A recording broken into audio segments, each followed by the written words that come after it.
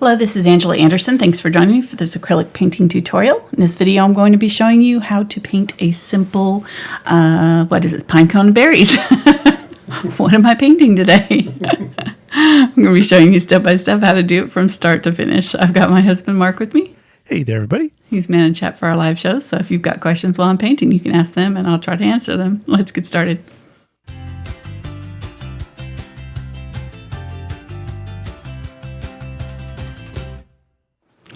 It doesn't bode well for art brain today.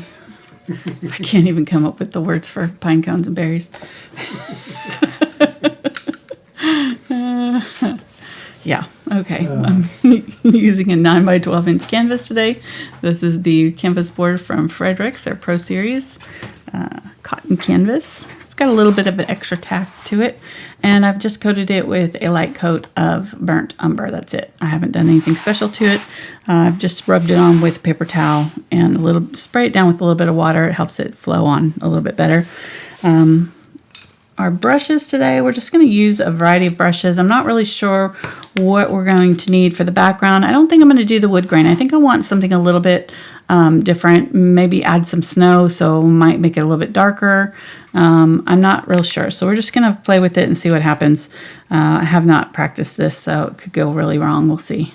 Hopefully not. But number 2 aspen and, 2-inch aspen, just for the larger areas here. And then a 12 bright and 8 bright for blocking in some of the larger areas. It's really going to be a fairly quick painting, I think. The greenery and things go on pretty fast. The pine cones and berries won't be too difficult either, I think. So I've got a, I'm probably only going to need one of these, but I've got an 1/8 inch and a 1/4 inch Deerfoot stippler here, just a small stippler to put on the frost on the berries. And then I've got a fan brush to do some of the snow when we do that. And then I've got a 3/8 inch, 2 3/8 inch angle brushes here, and a 1/4 inch angle brush. These are the Princeton brushes, Velvet Touch in the red and Umbria in the dark brown, and then the dagger striper here with the 1/4 inch size in the select brown. So these are all Princeton brushes. They're our brush sponsor, so thank you to them, and thank you to Fredrix, our canvas sponsor. They're awesome providing our materials today for our video. I've got a number 4, number 1, and a number 1 liner. Number 4, number 1 round, and a number 1 liner here. The liner will be kind of our main workhorse here for some of the larger, longer greenery. Okay, I am having trouble with words today, so it's going to be an interesting day. Let's go over our colors.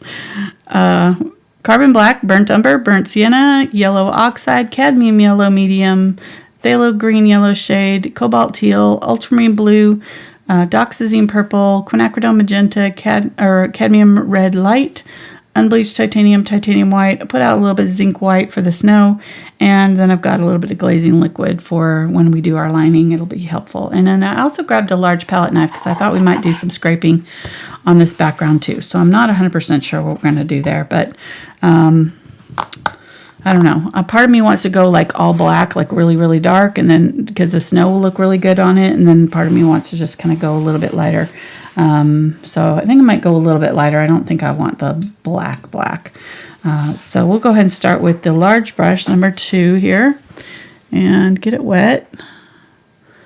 Run it off on the side. How are you doing today, hon? I am doing super fantastic. How are you? Good. I was starting the process of shutting down the garden. I know. It's looking pretty sad out there. I know you can grow vegetables in this time of year, but it's too busy for us with everything else. So I know. Yeah, too much going on. I've got my carrot crop is doing well, though. Your 1 carrot? We planted hundreds, literally hundreds of seeds. Literally. And I'm hoping one. There's like a 3x6 plot of dirt filled with carrot seeds, and only one sprouted. One, yeah. And I meticulously went out and spaced them out properly this time. Yeah, he did. So we wouldn't have the same debacle we had in the spring. Yeah. And then we had really that beautifully hurricane come through. And Yep. Okay, so I made a light blue. I think I'm going to do blue here. Sorry, I'm going to talk about the painting real quick. Good. We can go back to carrots in a minute. Started with burnt umber, adding the ultramarine blue and cobalt teal, kind of equal parts, and then a little bit of white. And I think I'm just going to, I think I'm going to brush it on so that that brown kind of shows through in places. So I'm just going to kind of change the direction that I'm putting it on. I'm very kind of barely touching it to the canvas. Pick up a little bit more. And when you kind of do that and you've got kind of a textured canvas like I've got, it's going to leave all these, the background texture is going to kind of grab that paint, and it's going to leave kind of some interesting patterns and things.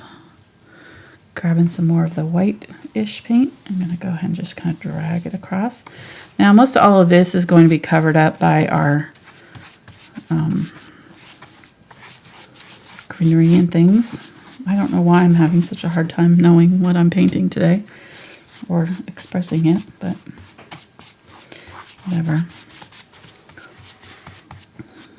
I spend a lot of time like visualizing, you know, and like thinking about how I'm going to paint it and kind of picturing it in my mind. That's what I usually do before the show. But since I didn't know exactly what I was going to do, I was kind of not clear on it. And so I think I was just kind of, I don't know, I got real far into my right brain there for, we went deep. Let's just say. those dark places. The words are not living there, is what I'm saying. There's no words living on that side of the brain. All right, so went a little bit darker with this color here, just kind of playing with it. I'm not wanting to cover it too quickly, just kind of letting this go on there. I think I like that color. So I think I'm going to add some little bit lighter color with the palette knife. So I'm just going to kind of scrape through this, maybe get a little bit of the white,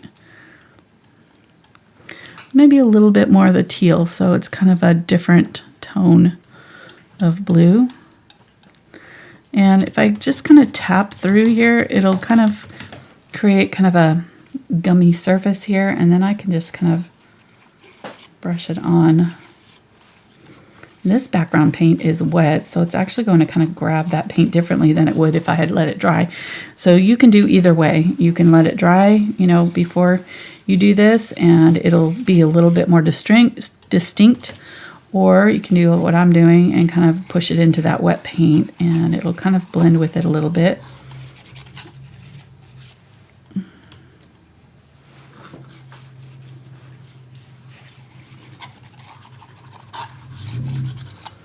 Interesting. Changing the direction that I'm putting it on. I'm really not doing much strategic placement here. I'm just kind of playing with it and seeing what works.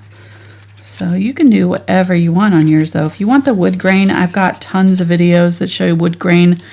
We just did a really good one in the fall that was with a sunflower on a fence, so you can use that one. I just thought we'd do something different, you know.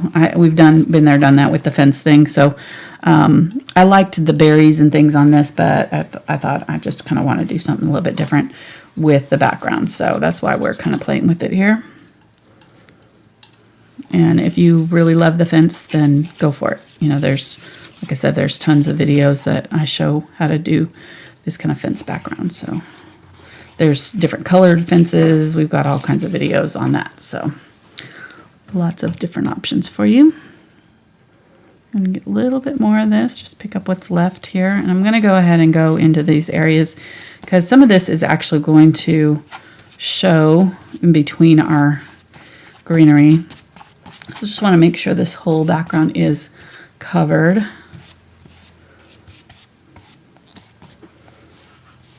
Maybe get some more of the just blue.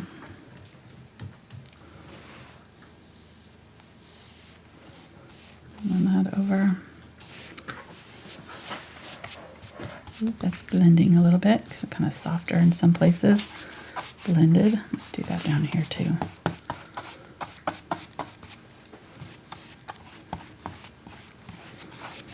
And I'll probably add other colors and things to this. I might even go back in with a little bit of the brown here and just go over it, streak over it in some places. But I think it's getting a little bit like blendy, so I think I want to, that's a technical term there. I think I'm going to kind of let it dry. It'll dry out and then it won't mix as much for us when if we decide to do anything else on it. But I think I like that. All right, so we'll leave that. I'm just gonna wet down this brush. I'm not gonna try to clean it out in that water because it's just gonna muddy up my whole water thing, but I'm gonna set it off here to the side. I'm gonna get a little bit on here and wipe my palette knife off. All right, well, I was gonna use my chalk to draw, but now that I have so much stuff on here, I don't think I'm gonna do that. I think I'm just gonna draw with my brush here. So I'm gonna grab the 8 Bright here and get a little bit of black, a little bit of burnt umber. And get a little bit of glazing liquid here, just to thin it out just a little bit. So our large pine cone is going to be right in here somewhere, and he's kind of pointing up this way. Leave a little bit of room for some berries and some greenery around here. I might bring him down just a little bit more right in here.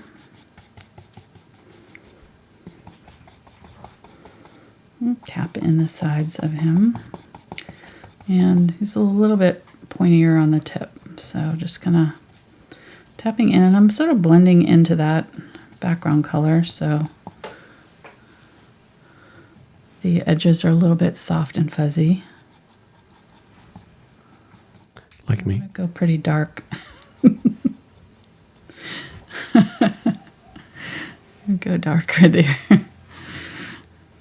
And then pretty much like straight across from it, leave a little room for some greenery. There's a little baby one right here. Super cute. He's pretty much like just a circle there, but I'm again kind of fuzzing out the edges so that it's not super hard edges. And then come out at an angle from him and like right in here. Now there's greenery all on below right here, and then a big thing of red right here. So he's going to be like right in here somewhere.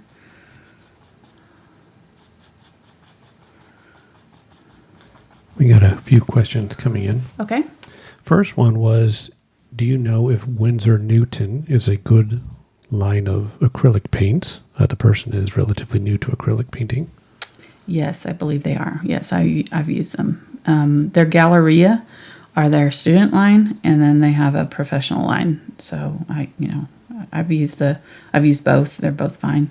I'm not sure if the Galleria what their light fastness rating is, but I know that like with Liquitex Basics is the Liquitex student quality. And they actually use the same pigments as their professional lines. So their student colors are as pigmented as their, maybe a little bit less, but they use the same ones. So they're as light fast, I should say. Not as pigmented, but as light fast. The same pigments are used. So you're not going to have any fading and things. So that would be what I would check, with the Winsor Newton. I'm not sure. It'll say though on the, or if you go to their website, it should say. But I've used both, and they were great. The consistency is a little bit softer than the golden paints. So a little bit softer body paints. Okay. All right, so there's our pine cones placement, 5 of them. All kind of staggered there. And I'm going to get the green. Spray this. Keep your paints moist while you're working. Oops. Get some green. I'm going to get some of the Cobalt Teal so that it's a little bit more of a teal color. Maybe even a little bit of the blue. There we go. A bit darker. And then I'm going to grab this black over here and just make a darker green. And I'm going to use it all up in here. So I'm just going to kind of start in where my greenery is going to be. I'm just using the edge of this brush upright and come right up next to this and put in my dark areas of green. And there's some dark areas behind and around the pine cones, so I'm just really going to go right up against them.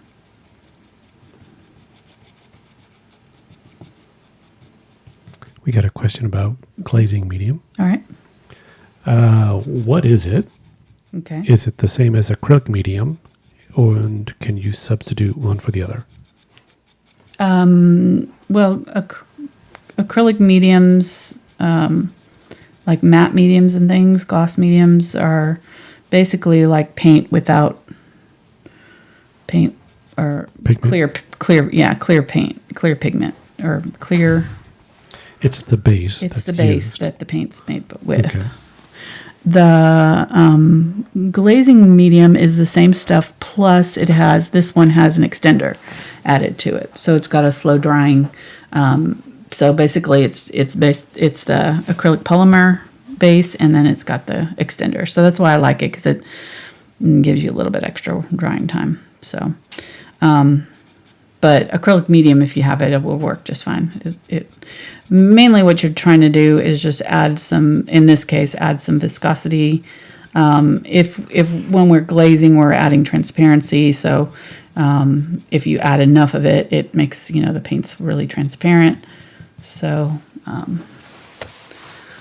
that's what we use it for. But when I'm doing line work and things, it makes it, it keeps the paint from underbinding, because if you add too much water to heavy body acrylics, they have a ton of pigment in it, more pigment than like craft acrylics and things, and so you can't do some of the washes and things that you might do, some of the techniques that you might do with acrylic painting. When I switched over, I didn't realize that, and so I would have trouble with, like, when I would do a layer and then I would really thin, and then I would go back over it with another color, it would pull up that layer because it wasn't bound to the canvas properly. So the glazing medium just helps add that that glue basically to your paint to help it stick better, and then the extender helps it to not dry out so fast. So kind of a win-win there. Glazing mediums tend to be dry out really fast, so that's one of the good things about I wouldn't use like any glazing medium, because the other glazing mediums tend to dry real fast and they won't give you that extended time. Okay, so I'm just going to adding these areas here. Mainly this whole corner is going to be dark, and I thought about starting with the black canvas. I almost did. So that would be another option if you don't want to have to go back through and do this part, what I'm doing now. But I think it'll work out fine. It'd just be another layer of interest here. Having that little bit of the background peeking through here, it's not going to hurt anything. And get a little bit of the dark. Spray my paints again. In the wintertime, I find that my paints dry out a lot faster, so I have to spray them more often. This is almost black, just like, the pine cones here. Just make sure that you're leaving them a little bit light enough so you can tell where your pine cones are going. I think we did good on placing them. I'm finding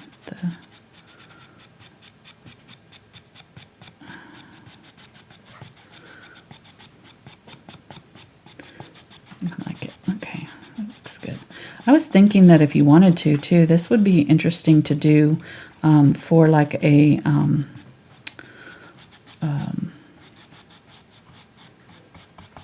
some words, adding some words. So if you did it on like a long canvas, like a really wide board or something, you could even do it on wood, painted this on one side, maybe even on both sides coming in, and then have some sort of a word in the middle, you know, Oh yeah, like joy, or, you know, your name or whatever. where's the beef?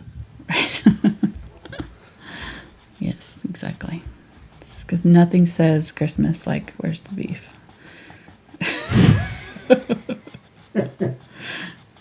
Gibber.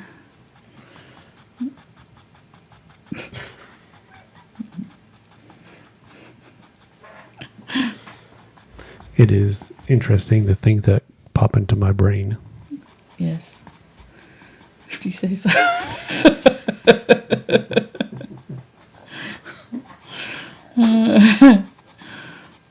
Love it.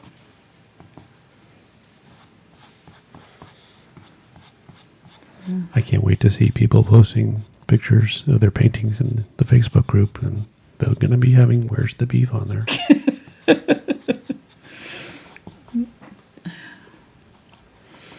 Yeah.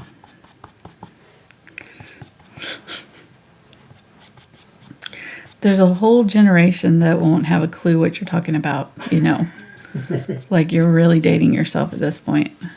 Because that's from like the 80s, I think, right? Or very early 90s. Well, I just know because of the commercials you showed me that you watched as a kid. Right. Like that. Okay. Okay. Check. All right, pressing this brush nice and flat so I can get a good line. I'm going to come right above this and do this long branch right here. And I started out back here just so that I could kind of, and then I'm going to tap along it because it's kind of fuzzy. And it's going to have greenery on it. So I'm just going to go down into that. There's another one right here. I kind of feel like I crowded this out a little bit down here on the bottom, but it's all right. You'll be surprised at how fast this comes together once we start adding the details to the pine cones. Pine cones are actually really, really one of my favorite things to paint. They're so fun because they're just a matter of stacking the brush strokes right to get, and they kind of appear out of magic. I love that kind of a subject matter where some flowers are like that too, where you just kind of do a few little brush strokes and then they kind of appear out of nowhere. Oops. Oh, wow. I just splashed that real good. No worry about having water on these for a while. Sop that up there. Okay.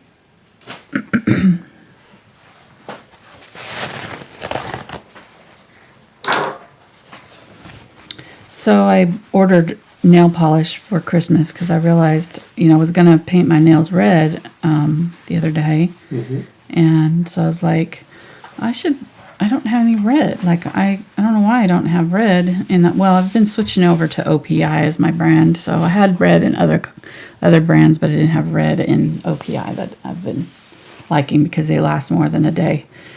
And I'm hard on my nails. So I started looking and I was like, well, that one's pretty, but I'm not sure if it's quite right, so I'm going to order that one. And then, that one's kind of a burgundy color. And I'm like, well, but this one's on sale. And then I was like, well, but then this one's kind of like a darker burgundy. And then I got the purple one too, just in case that I needed purpley red. So I ended up with 6 reds. So we have a lot of reds at Christmas time. We see a lot of red nails coming in the coming weeks. And well, those did those look red? No, it's okay. Oh, it's okay. Okay. Those were those were just because But yeah, you weren't supposed to show those. Oh, sorry, we'll edit that out. Yeah, so I might have gotten a little carried away with the nail polish. It's kind of like my paint colors. It's like I can't stop with just one. It's like once I get going, I'm like, oh, but that one's pretty too. And that one too. Oh, well. It's a legitimate tax write-off because I do not paint my nails for any other reason but videos. So I told my tax accountant, she's like, are you sure? And I'm like, yes, I can, trust me. I do not wear painted nails for the only reason I'm painting my nails is for these videos. You watch my older videos when I very first started. Mark can tell you, the first probably 15 years, 20 years of our marriage, I did not paint my nails at all, except for our wedding. And you know my stance on makeup and nail polish. He's not a big makeup person. Yep. Yeah. Don't need to cover up all that beauty. Oh, yeah. Good. All right. Charmer. Okay, so I think that's good. I added a little bit of the unbleached titanium here, just added a little bit of the cobalt teal and a little bit of that brown to it just to kind of tone it down a little bit because I didn't really like what was going on right there. But yeah, that looks good. All right, so now we can decide. Let's go ahead and, I think I'm going to go ahead and use this brush for some of my greenery. The berries are kind of tucked in around, so some of them are going to be on top of the greenery, some are going to be underneath it. So I'm trying to see. I'll probably go ahead and do some of the ones that are down here though first. So I'm going to grab the Cobalt or Quinacridone Magenta, a little bit of the burnt sienna, and purple. That'll make a dark burgundy, similar to our nail colors that we were previously showing there. Yeah, I should not be allowed to shop at midnight. After midnight, the shopping should not happen. You should need to shut me down because that's when I tend to buy all these weird things. I am proud of you. I did come home to find a box addressed to me unopened. I did, yes. So I was good. You exhibited great with what do they call it? Self-control. Yes, that. Yes. And I was like, I didn't order anything. And he got some stuff from work. Yeah. So there you go. Yeah, work sent stuff since we're not going to do a Christmas party this year. And since they made you go to work, they're like, I don't think that's why they sent me the gift. okay, we're sorry we're exposing you to COVID. No, it didn't say that in the letter. Can you tell I'm bitter about it? I got him to myself at home for 6 months this year. And now he has to go back to work full time. I'm really mad about it. I'm not going to lie.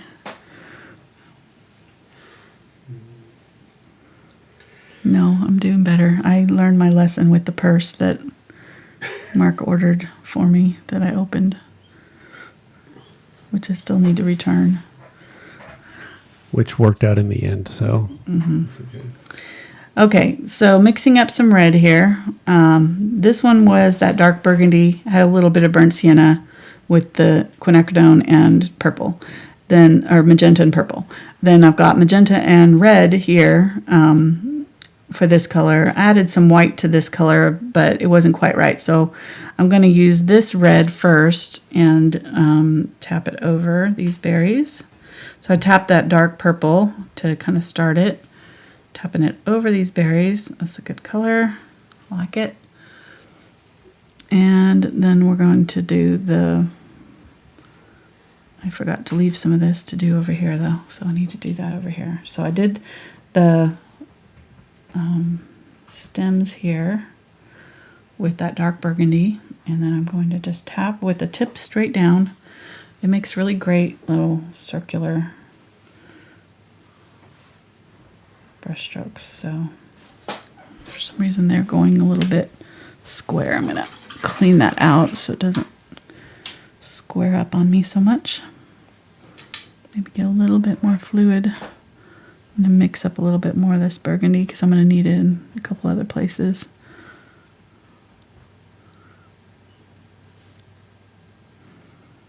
Burnt sienna just kind of tones it down a little bit, keeps it from being too like bright red. It's more magenta than purple. That looks good. I'm gonna get some of this red too. There we go. Now we're getting circles. And if they're too big, we can always switch over. I might switch to my 1/4 inch because it'll give me smaller berries. So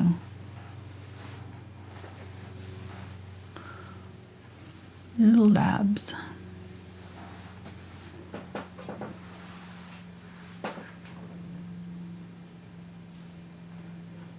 These are just little clustered berries here.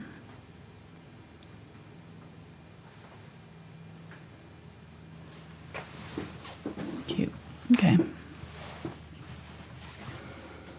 And let's go ahead and add some over here. So I'm going to add some larger ones.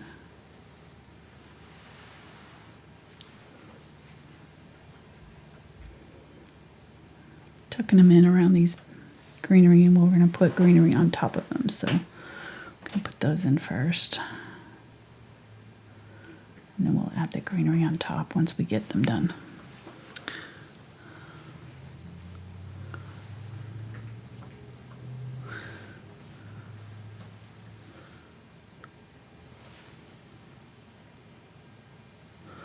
You could use a brighter red if you wanted to. If you want to use like a cadmium red or naphthol red or naphthol crimson, something like that, you could use that instead of this. I'm just mixing my own red because it's kind of a berry, a berry red. It's more of a cherry tone, so it's a little bit brighter than most of the reds are going to be. So you're going to have to add kind of a magenta to get it to this color anyway, so might as well just mix it. Okay, kind of medium-sized ones. I'm going kind of a little bit brighter red with those. I'm going to go back in with some of this burgundy though and add it to the bottoms of them. Try to keep them round. They're kind of squaring off on me, but when I add my highlights, I can round them out a little bit better. Let's see, there's some here.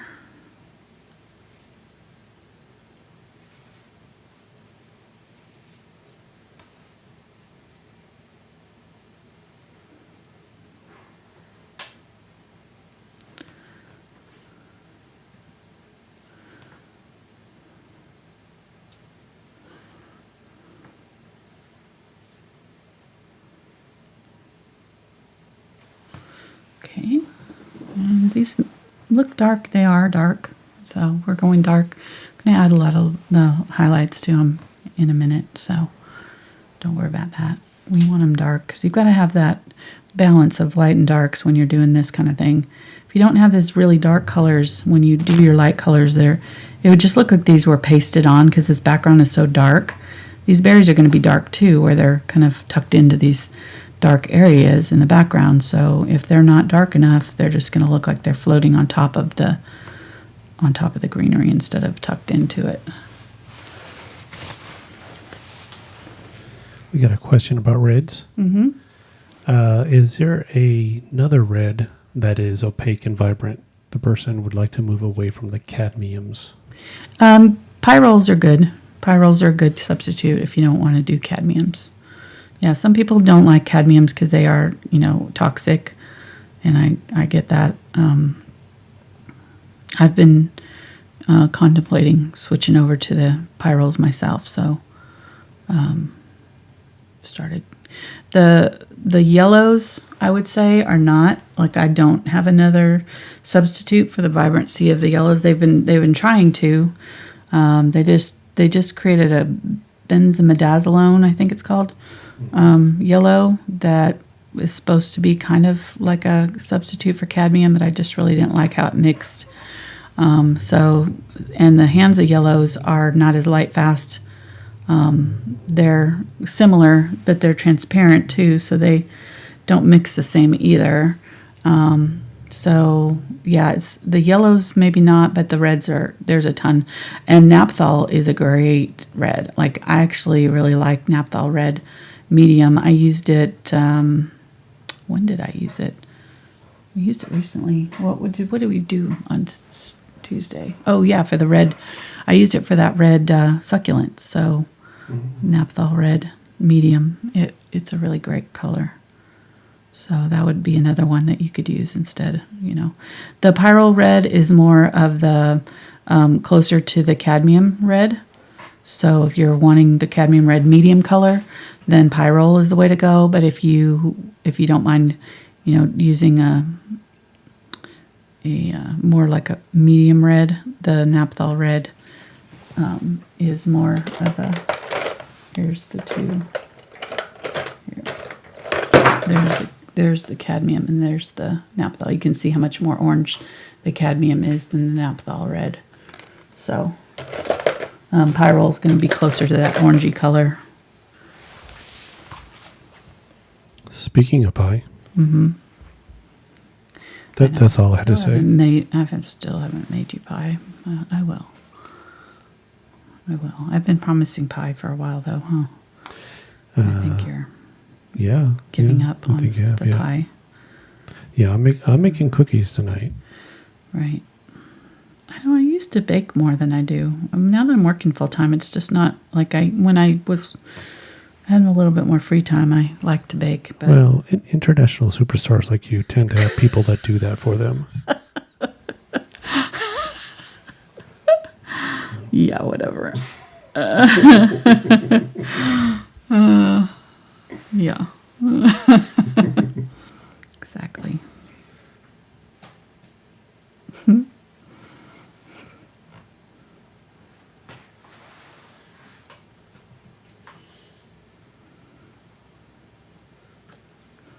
So just filling in with these red berries. And you can draw these out if you're concerned about where they're being placed, but I'm just kind of playing with it and placing them. And really, I kind of didn't leave room enough for them right here. These two kind of overlap.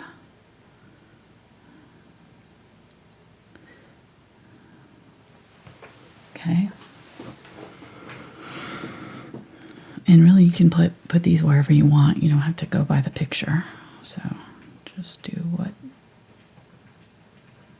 as many as you want.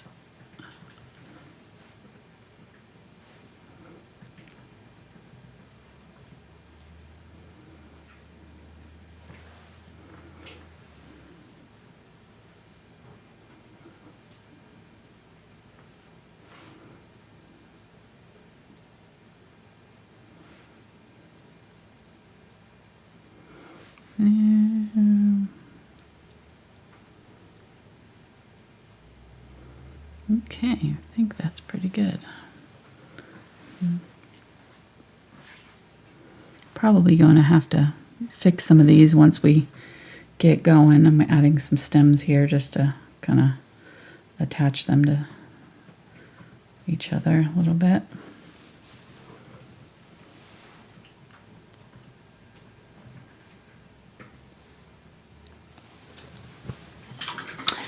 All right.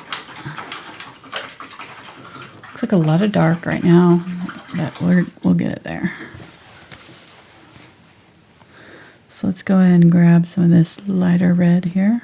Get a little bit of a glaze just to loosen it up a little bit. This is that medium red that we mixed with the magenta and the Cadmium Red Light. So I'm going to use that. Dab back over these berries, and I've got like a mixture of the light and the darker, so it's kind of doing some highlights as well as the medium color. Got a little bit of the lighter color on there too.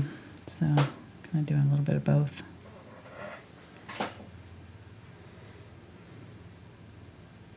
I think I'm going to switch to my 1/4 inch because this one is, if I press down hard enough, it'll give me rounds, but circles, but the littler brush will give me better circles for this.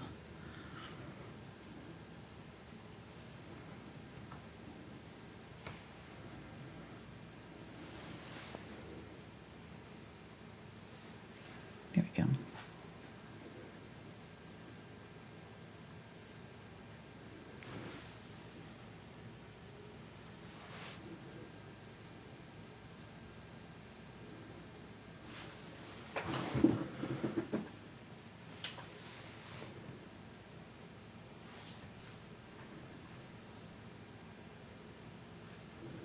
Use some of these dark areas. So got a good question Okay. because I'd like the answer to it. Okay. Do you practice before you do the painting? No. Let's, No, I let- used to. Yeah, I was going to say, let's go back about 5 years. Yeah, no, I used to.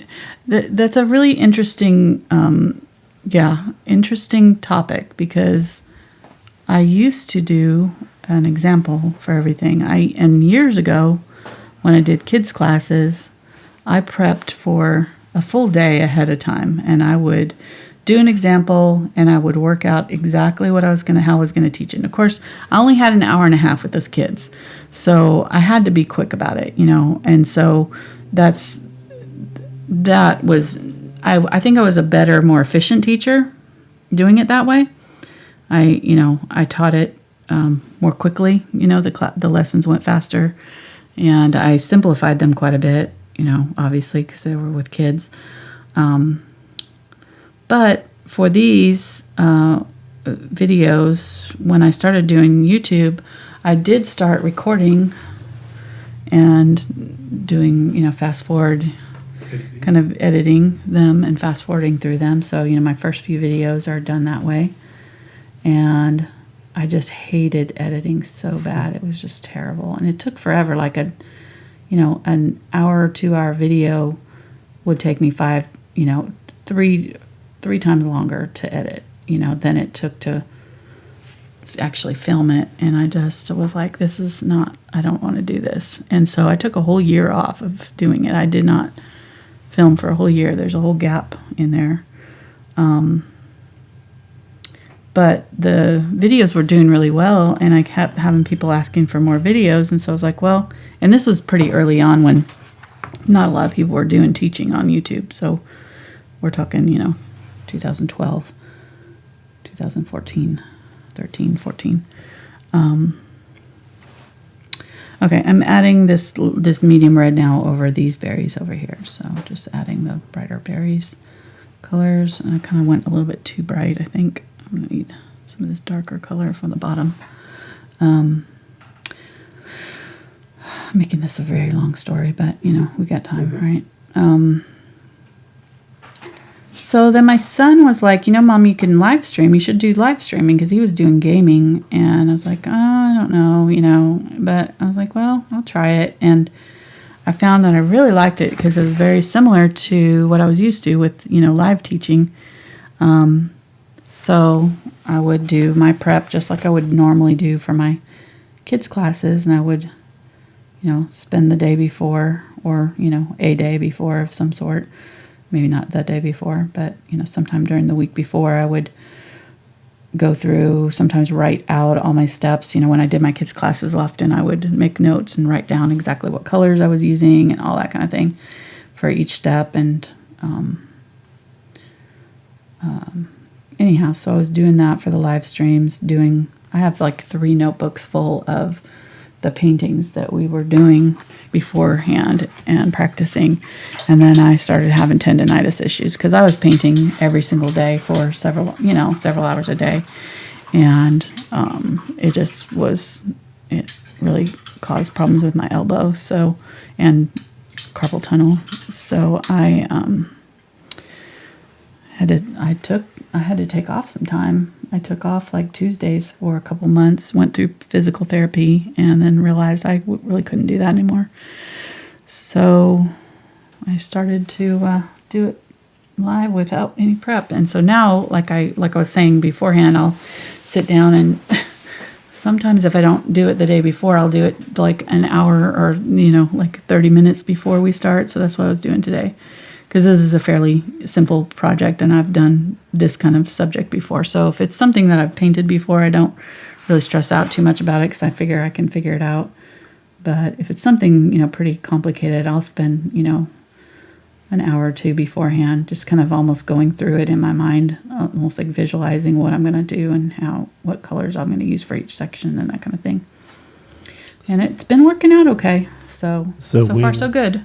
When she first started to teach without doing anything beforehand, what I should say, without doing the painting beforehand, she was super stressed out. Oh my gosh, so stressed out. I mean, because she likes to know where she's going. She wants to know and be able to do the best that she can for you guys. And that's not how I taught for so long. Oh my gosh, it was just very stressful for her. Yeah. And, I don't know how many times I said, it is what it is. It's okay. Right. And then realizing that in doing it in this format too, it helps because you get to see her work through some things also. Right. And we know not everything works. Right. Yeah, or it's a process, not a, science. So, yeah. The decisions are being made live. Right. What to mix and what to do. And then using some of the darker color back in here, just on the bottom of these berries. And as we said many times before, there are different ways to tackle the painting. Right. This is how Angela does it. Yep.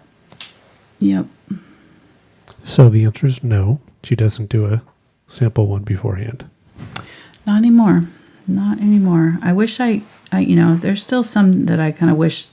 And sometimes I get through a painting, I'm like, if I had done that ahead of time, I would not have done it that way, But, it is what it is. Like Mark said, we just have to kind of, it's an imperfect process, Teaching is very different than painting. If I'm painting, I'm much more experimental when I'm painting. And you can see that, I'll try different things and I'll, and then maybe come back and fix it and, change it up. And, when I'm doing something and I have all the time that I need, I don't really worry about the process as much, because I don't have to stop and think about how I'm going to teach it. But for the live streams, I can't do that as much. All right, just continuing to add back in some of these light areas on some of these berries here and make sure that I've got the dark color in there too, so that I've got a little bit of both. I think that's pretty close to the intensity of red that I want there. Let's go ahead and do that on these ones up here. These are drying out before I even get the chance. But, I had a friend that really helped me with it, because when I was going through this whole thing and before I started even doing the live streams, I was trying to get to where I was doing even one video a week, and I couldn't do it when I was editing. I was just like, I just can't do it. And, was contemplating doing the live streams and stuff. And she just really encouraged me that, I had been painting at that point for 25 years or so and teaching for most of that time. And, she was like, you know how to do it. You'll figure it out. And part of it can be just, the showing how to fix your mistakes and that kind of thing. And so, and that it didn't have to be perfect, because I was very much into if I wanted all my paintings I was putting out there to be perfect, and perfection and productivity are opposite, from each other. So if you want to be productive, you want to put art out there and you want to, get things done, you can't be perfectionist about it. And that's what I came to realize, that the more I did, the better, the faster I became at it, and the less I stressed over it, because I realized, the more that I did these videos this way, the live streams, and just figured it out as I went along. The more I trusted myself to trusted myself and trusted that, if it all went to heck, well, that was just a bad one. And we're just going to move on from there, and not to stress out about it so much. It really has changed how I approach my art quite a lot doing these videos and, having you guys, your feedback on them. Of course, sometimes people are pretty rude about it. And that can be hard for me because I do want to do the best that I can, so when I have people that are like, oh, that sucks or whatever, and that's going to happen, no matter what kind of art you put out there. Everybody's got haters, right? The more people like you, the more the haters are going to come out of the woodwork too. Mark was, just trying to tell me that the other day. I have one or two. Mm-hmm. Yeah, he does. He has a whole group of people that tell me to shut up. Yeah. Yeah. Mm-hmm. Leave me comments about like that person talking to you in the background is so distracting. Once you do away with him, I'm not going to kill my husband. Sorry. It's my Barry White voice. Hey, baby. I know it can be distracting. Anyhow, well, and I've just had to kind of just come to the realization that my stuff is not for everybody. My teaching style is not for everybody. We tell stories. We kind of, we try to make it kind of like it would be if you were sitting down and painting with me in a class. I would not be just like only doing technique. We would be talking about other stuff and, just enjoying the process. And that's what I try to do here, in our classes, just kind of make it relaxed. And it helps me to relax into what I'm doing too, to just kind of chat with Mark about stuff non-art related, like my fingernail polish, Yep. Yeah, it's distracting. And some people really hate it when I do that. But for me, it's kind of a way to de-stress as I'm painting and kind of enjoy the process because we're doing 3 videos a week now, on a good week. This week we're doing 4, so because we've got our bonus video tomorrow. So we do once a month, we do an extra bonus video on a Sunday for our $5 patrons. And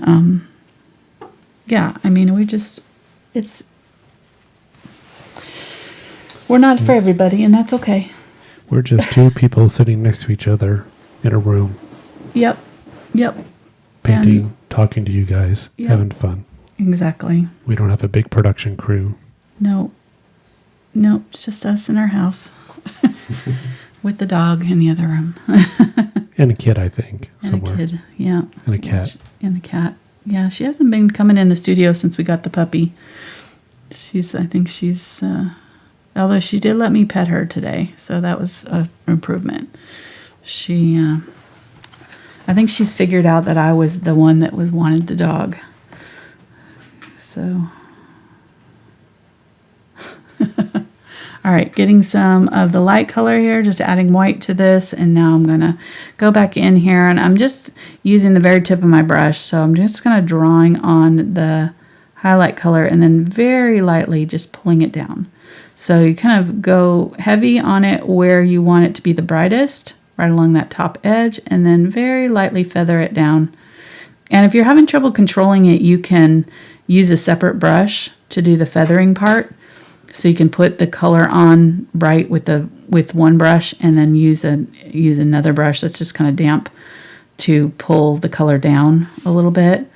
These are going to have a lot of stippling over the top, so I'm not going to be too concerned with getting them exactly perfect because they're not going to be visible. Once we get that stippling on top of it, it's not going to matter really. Not a lot of this is going to even be visible, but I do want it to have some definition, some kind of highlighted areas. So I'm going to go ahead and go through here with the white. I've added a little bit of the red here, but it's mostly white, and I'm just going to add kind of a highlight just on the inside of all these berries, kind of right in here somewhere. Like that. Okay.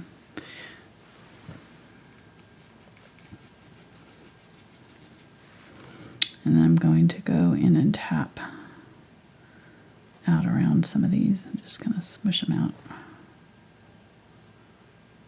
Probably should have done them one at a time this way, but you can even use your finger to smudge them out. Just soften it up just a little bit. Again, we apologize for the advanced art terms. Smudge it out. Mm-hmm. Smushing it. Okay, just gonna kind of, I didn't really like that, so I'm just gonna kind of tapping in around it to blend it in a little bit better. There we go. Okay, that's better. We'll leave that. Let's go ahead and move on to this next one down here. This is just the same colors. I'm not doing anything special here, just the Quinacridone and Cadmium Red Medium, or Cadmium Red Light here. That's all I'm doing here. So I'm just going over, and I've got a little bit of white on here, so the white's gonna help it be more opaque over the top of this red. Because if you just did the Quinacridone and cadmium, the Cadmium Red Medium or Cadmium Red Light is opaque, so it'll help cover over the dark. But the Quinacridone is so transparent that you really do need a little bit of white in there just to help it kind of be visible.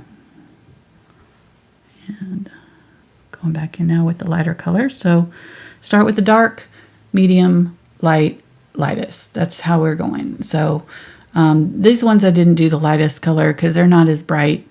These ones and these ones, the bigger ones, I'm going to do the light colors. Maybe this one I'll do some really light highlights on them, but most of the rest of them I'm only doing 3 shades, dark, medium, and light. And then on some of these I'll do a 4th of the really bright highlights. Go ahead and just tap in. So we're in an hour, so I'm going to go ahead and kind of speed things up a little bit here.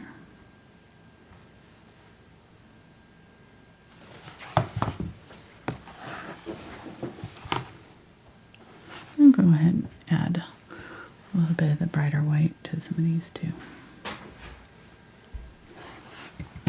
There you go. And maybe just a couple of these.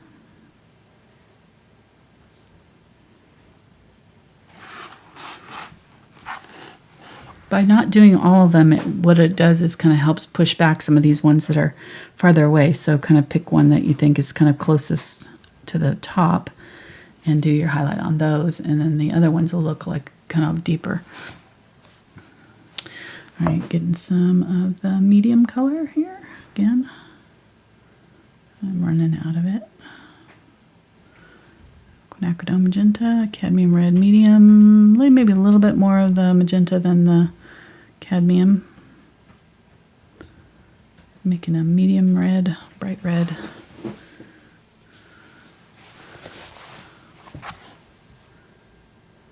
Here we go. And going over the top of this burgundy, it's not covering it completely. So we're leaving a little bit of that darker color at the bottom. Kind of doing the top 3/4 or so with this color. And leaving just a sliver of that darker color at the very bottom.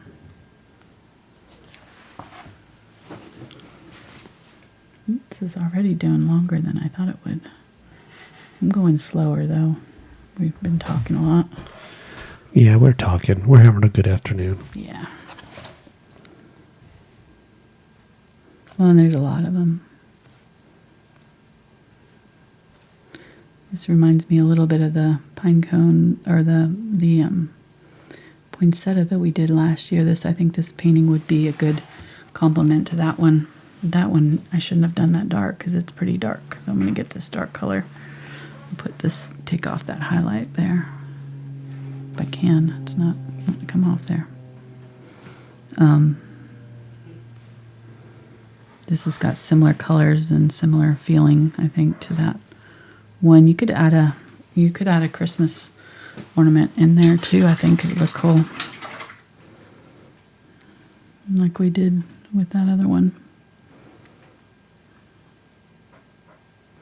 Get a little bit of purple, making a little bit more of that burgundy color. I'm going to go back in here and try to darken up this one.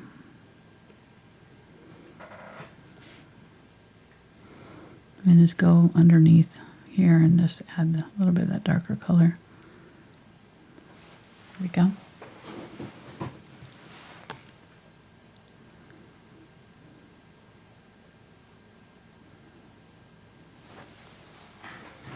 Okay, and then let's use that.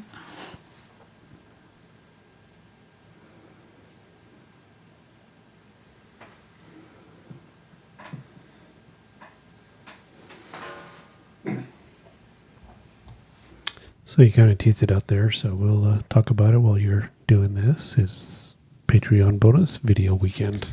Yes. So you started this week your November $10 bonus video on Thursday, Yes, we did. and it's the gingerbread house. It's going to be super fun. We already got pretty far on it. And I'll show you it. It doesn't look like much yet, but well, it looks like how I would do it completed. yeah, it's got the undercoat started, so it's looking pretty rough. But Again, that's how this mine is would look completed. one of 3 videos, so we're going to do, this is after 2 hours, so we're going to do 2 more sessions to finish it. Yeah, that's how yours would look finished. Yeah. There. Mm-hmm. Then tomorrow is a fall lake scene Yes. we're doing. Is that available It's- to put up on the screen? It's under challenge image, Challenge image is the bonus video. bonus video for tomorrow. Yes, honey. Trust me. That one there. Yep. Oh, no. Actually, no, that's not right. That was actually, I need to put it in. I don't have it in. I need to put it in. I don't have it up. I thought So it's not that was that. originally going to be what I was going to do, and then I changed my mind. So, Okay, so anyways, there'll be a video tomorrow yes. over on patreon.com/AngelFineArt. Yes. Right now in 2020, it's $5 per month. And you get access to that video and all the other prior $5 bonus videos Yes. back to February 2017. Yes. And then there's a traceable level at $2. And like we said, the $10 level gets all of that plus access to a Facebook group and that other video. The gingerbread house that I promise will look good once we Right. get it done. And you guys did a moose last month, right? Yeah, the moose was pretty cool. Yep. So again, you get access to all the prior videos at that level. So check it out. Yeah. If you're looking for, something extra, we've got 450 free videos on YouTube already, so. But if you want more longer videos, that's what we offer on Patreon. And Christmas gifts, there's yearly subscriptions now Ooh, to Patreon. Also down below this video and all the videos on YouTube are the links to the Brush Guys and Amazon and descriptions of all the stuff. So You're a good salesman there. yeah, I'm just saying, people are some of the brushes can be a little pricey, but great Christmas stocking stuffers True that. for sure. I mean, some people want egg rings, some people want paintbrushes. And you know which camp I fall under. Right. Going back in with my highlights here. Yeah, I'm kind of dry brushing these ones. It's working. All right, there we go. So we got highlighted berries on, all these main areas here. This berry ended up looking kind of weird. Have to give him another layer once he dries a little bit. I think he's still too wet. We'll see. I don't know.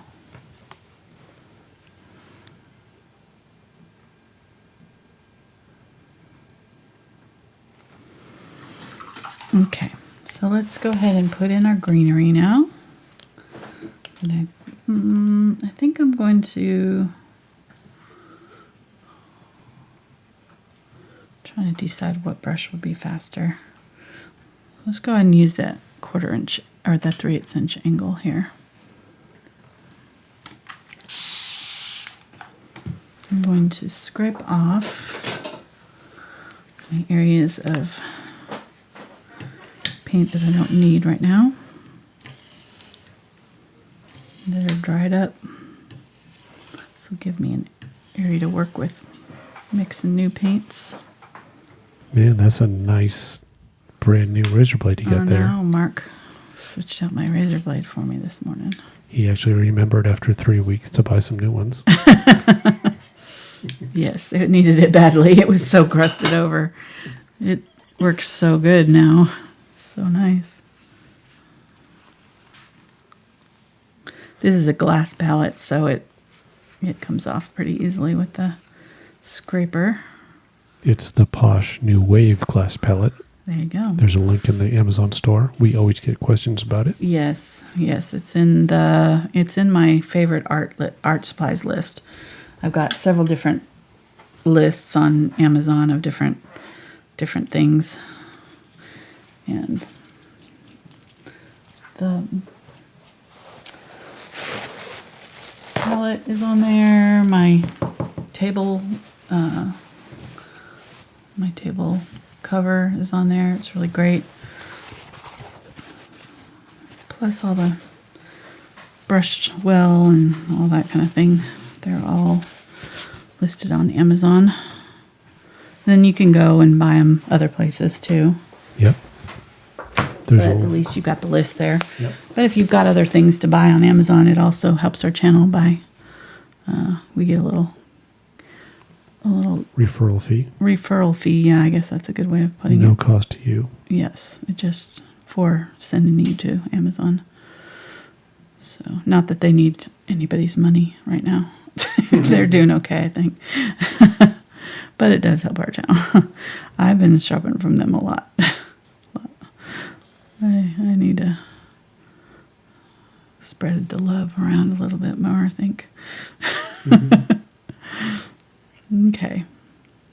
So mix in some yellow oxide with my phthalo green. That kind of makes this sort of yellowy green, and then I added a little bit of the Cobalt Teal and Ultramarine Blue over here just to blue it up, darken it up a little bit. I'm going to go ahead and start over here on these and just do very small brush strokes.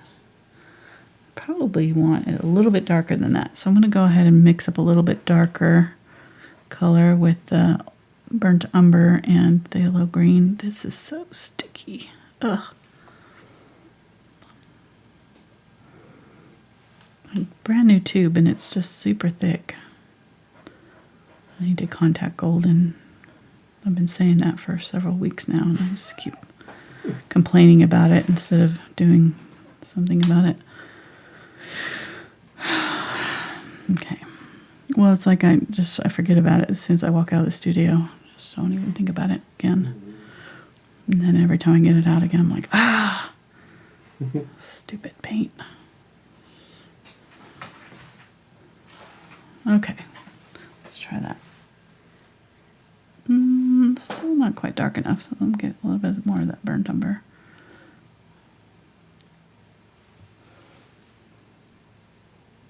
Okay, there we go.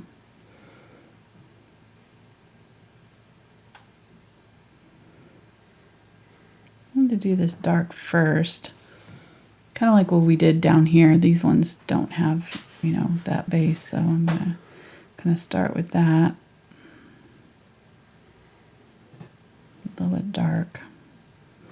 It just gives our lighter colors something to work against when we add them.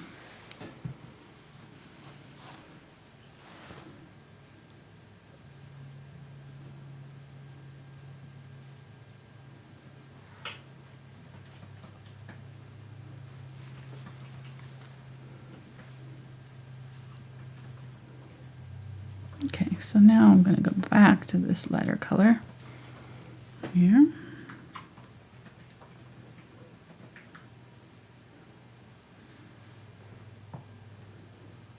If you still can't see it, add more of the either white or yellow or whatever color you need to make it more visible. It's all about contrast at this point now. We're getting to adding these upper layers to our paint, or to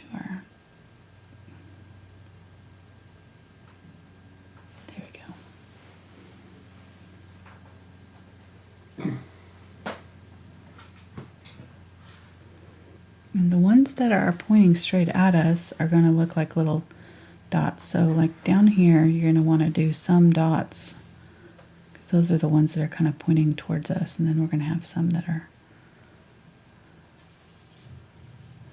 sticking out around the sides. But don't forget to do those kind of dotted ones, otherwise it'll all just look like it's sort of flat. And then I can go back in with a darker color and kind of add some darker in-betweens.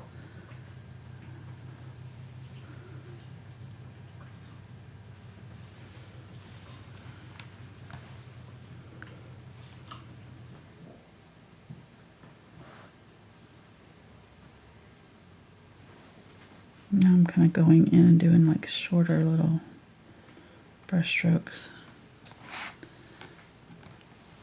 Do some little highlights. All right, so let's get some of that darker green on here, do some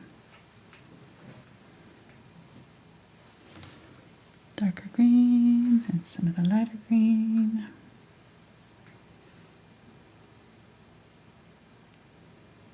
Going right up to my berries. These ones are not over the top. These are kind of behind the berries, so I'm having to kind of be a little bit careful where I stop them.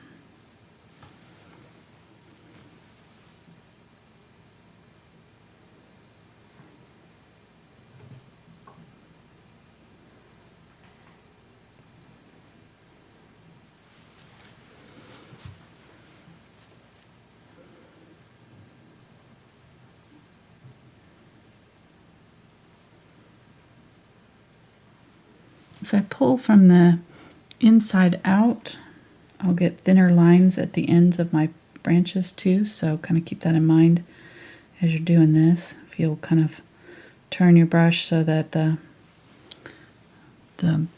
branches are ending outward, or your brush strokes ending out, pointing out, it'll help keep them thin.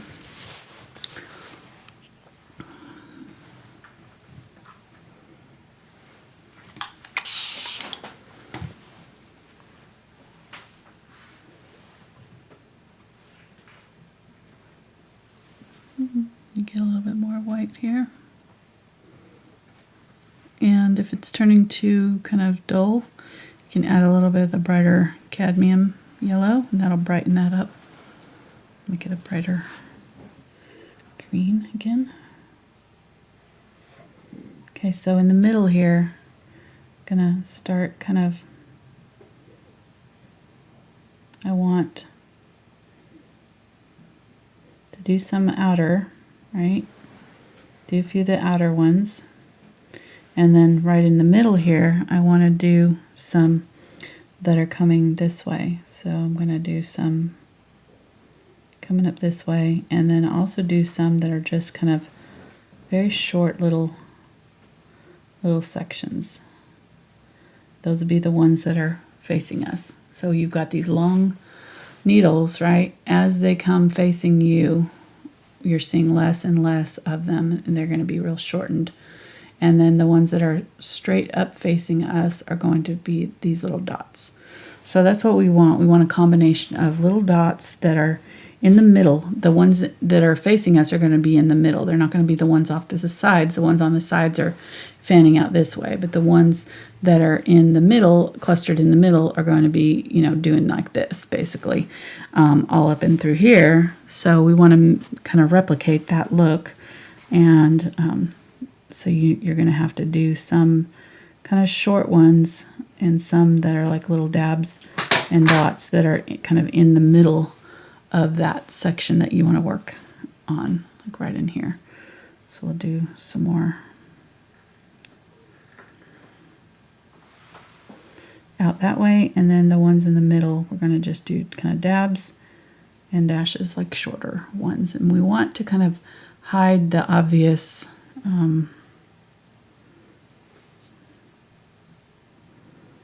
ends of where the needles end. So we're kind of trying to overlap them a little bit, crisscrossing over the top of these so that they're they're not all lined up perfectly in a row. Okay, so let's do some more over here. I'm going to get some phthalo blue this time with my phthalo green. So we're going to do like a smokier green here. Kind of a blue spruce type of look. All right, so let's do this one. Smaller little needles.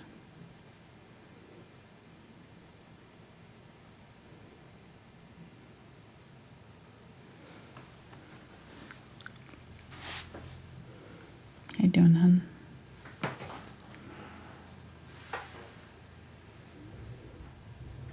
All systems are go over here. Good. How you doing?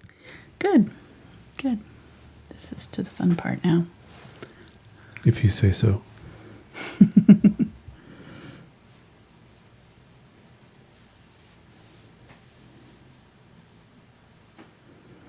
And start out kind of medium color so that they're not too overpowering.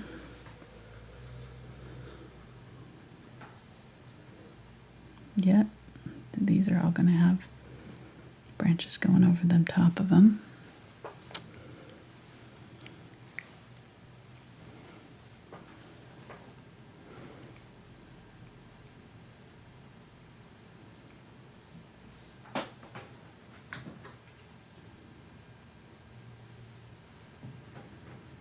I really need to do my pine cones at this point, I think, because these are going to have to go over the top of some of the pine cones. So let's go ahead and do them.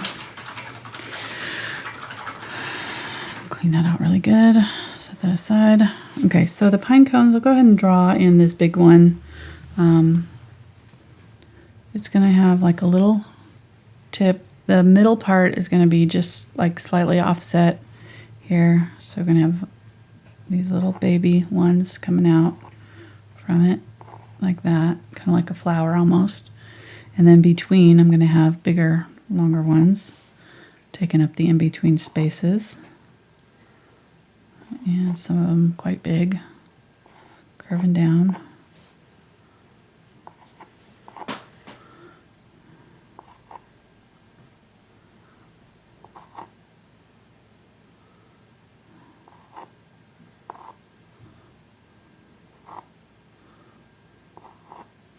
And they just kind of build up that way, so they're kind of in between each one. There's another little, kind of like bricks, you know, sort of in between all the opening areas. You're going to have another little one that's tucked in there. And as they come down, really all we're seeing is these little slivers of color, these little half moon shapes.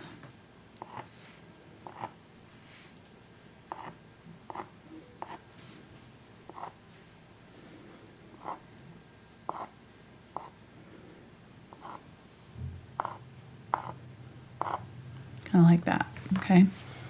Then we'll do one more right here.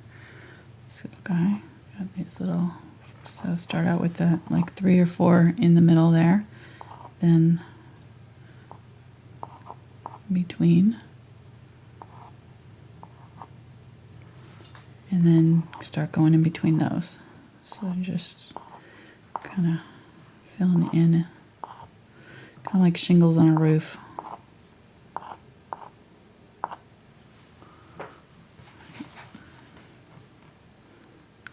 This direction, there, there, there, there.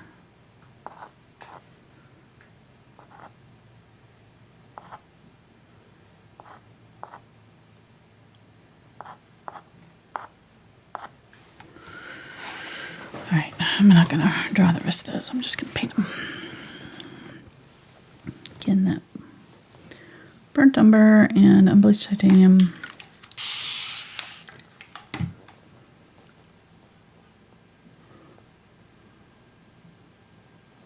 I'm glad I didn't do this on a Tuesday. I thought this was going to be super fast, but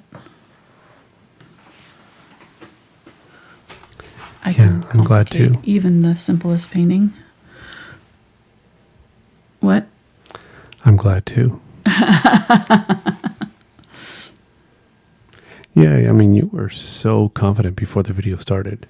I know. You're like, man, this is going to be a fast painting. I mean, This is going to be short. like real short. Mm-hmm. Oh, good. Mm-hmm. It's a nice day out. It's sunny. It's in the 70s here. It's great. You can get to go do some stuff outside. This will be awesome. I kind of fell for it. You did fall for it this time. I Yeah. fell for it. I thought it was going to be fast. Okay, so starting with kind of the medium color. Again, this is, how we do. Start with the medium. And then I'm going to get the highlight color here. This angle brush will help me get the brush strokes.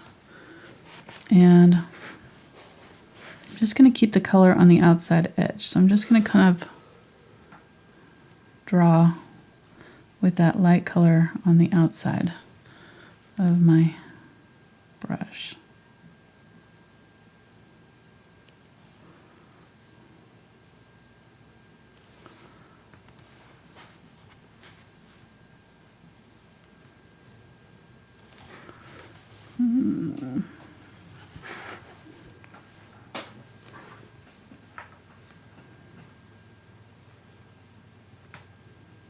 Some of these I'm going to kind of pull in. The ones that have more of the highlight color showing, I'm going to kind of pull in. Kind of make sure I end it before it gets close to the middle.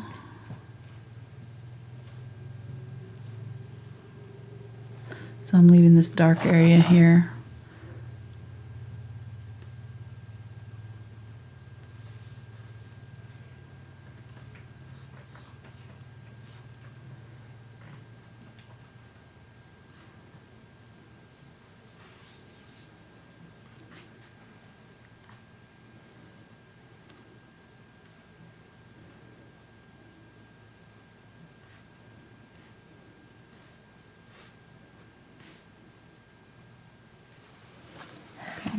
So something like that.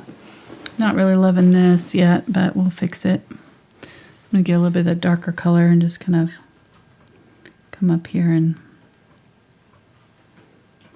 spread that out a little bit so that it's not so cartoony looking.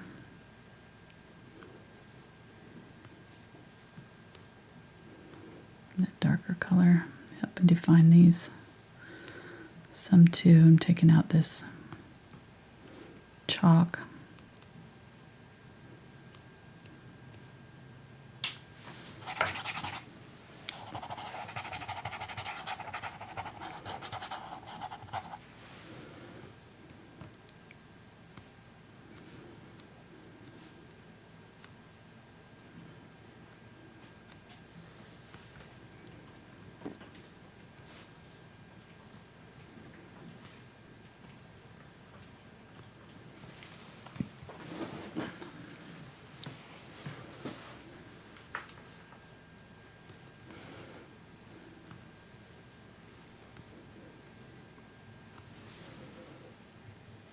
Get a little bit more of the lighter color.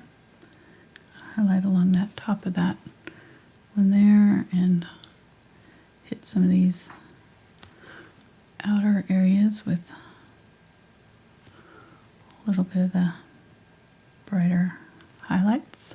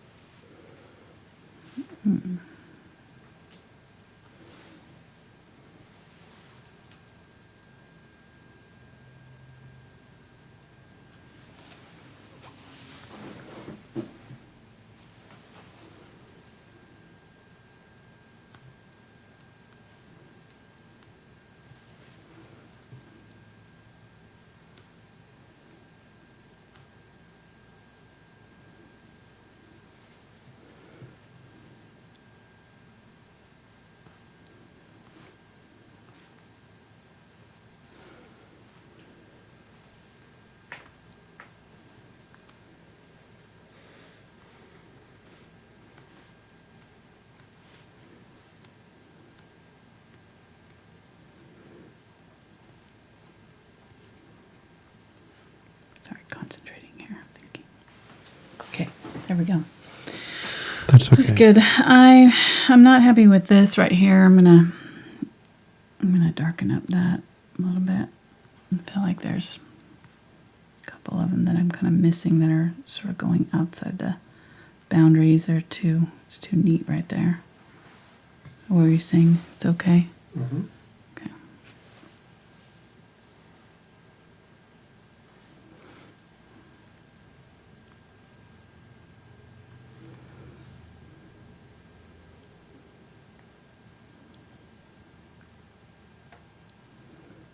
Fill in this area here. Fix that. Okay.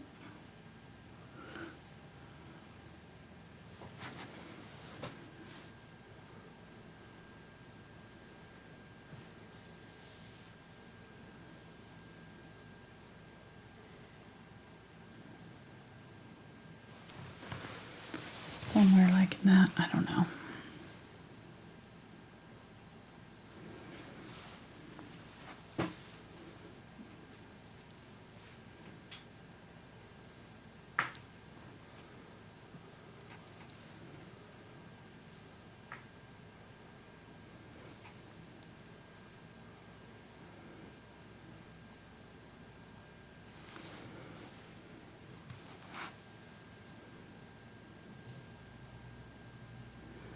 Going back out with the darker color to kind of fill in some of these areas here.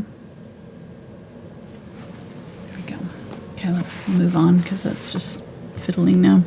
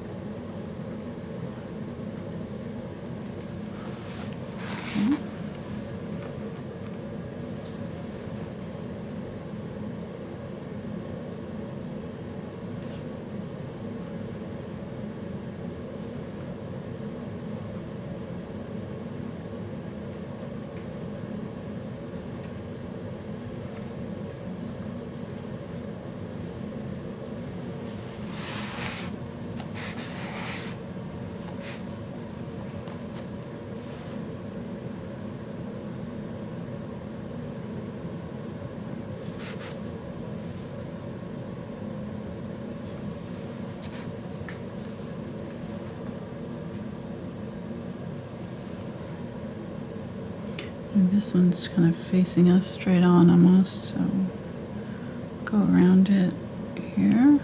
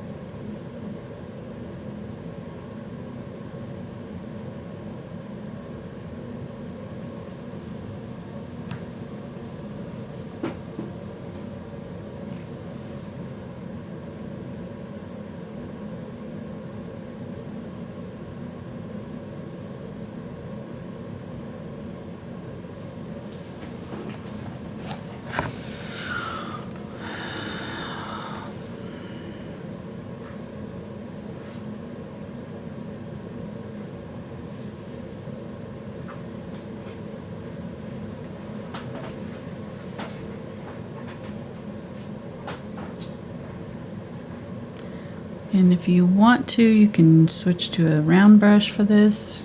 Give you a little more control. I'm just gonna using the tip of the brush to draw these in. Really works pretty well. It's not too kind of a common stroke though, so you could practice it if you aren't comfortable with doing that brush stroke. You just practice on paper or something. I'm going to get a little bit of water. Wipe out the chalk marks.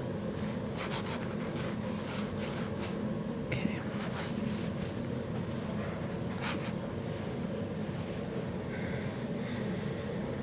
More of the unbleached titanium here. I'm going to go back over and just hit the very tips of some of these.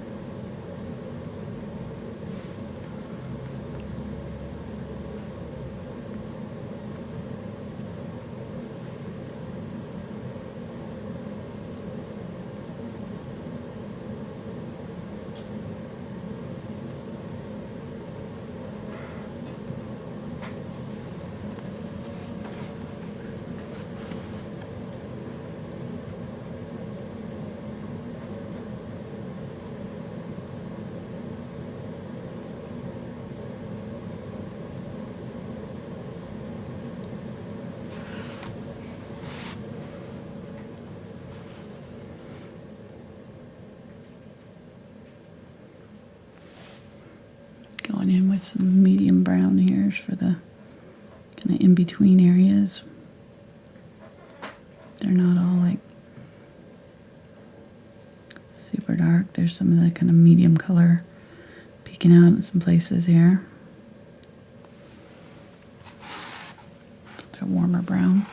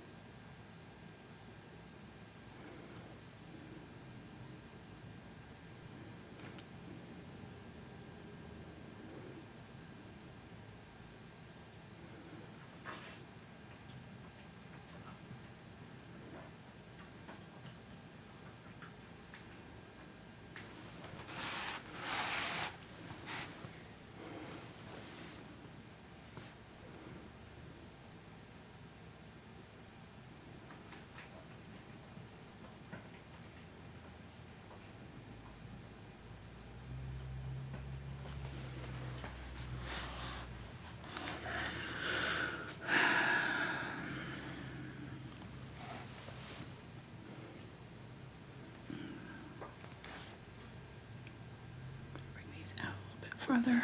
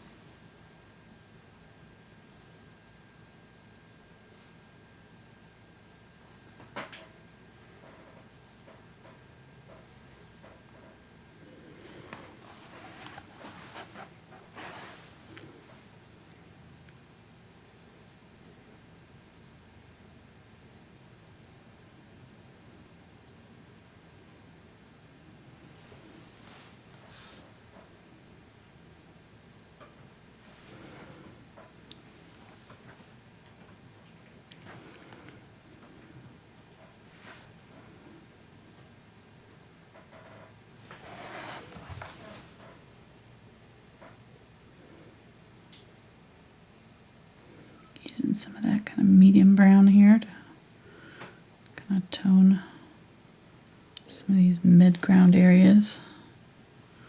A little bit of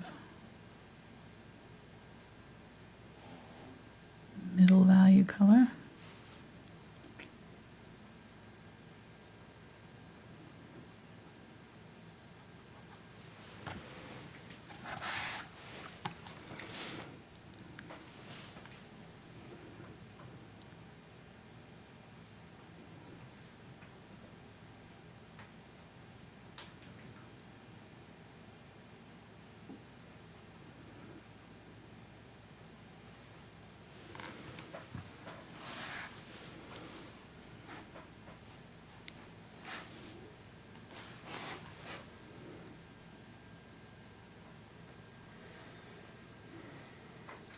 Add it here first, then add our highlight color.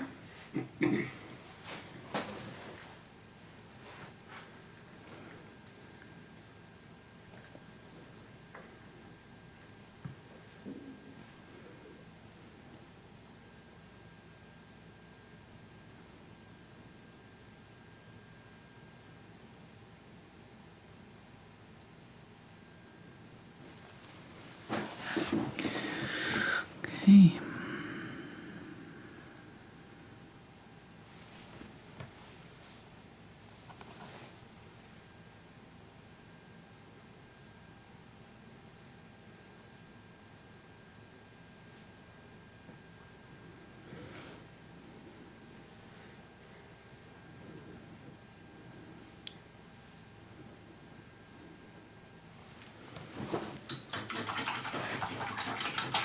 I'm not sure I like that shape of that one. I think I put the center too far forward, but it's gonna too late now, so.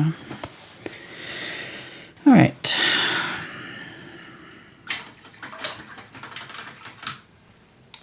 Yeah, I can see that. Okay, I'm gonna move it. I said too late, but I'm not. It's not too late. I'm gonna move it because it's bugging me.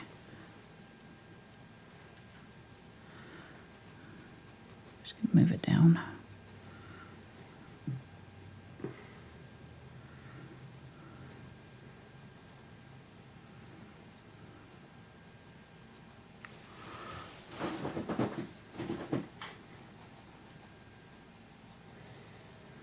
What are you laughing at?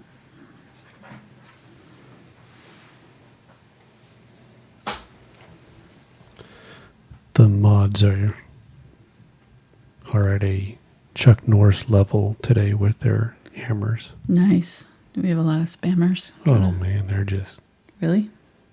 they're kicking you know what and not taking names. They're just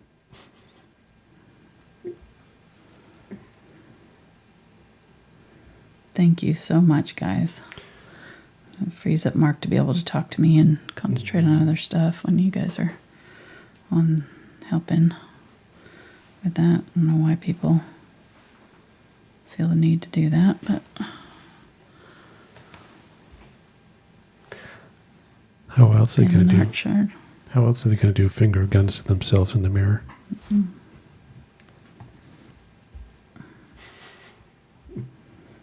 I don't know. Feel good about themselves I know. for harassing an art channel. It's a Saturday. Let's go find a art channel on YouTube and make stupid comments. Good idea. Looks like a productive use of my time.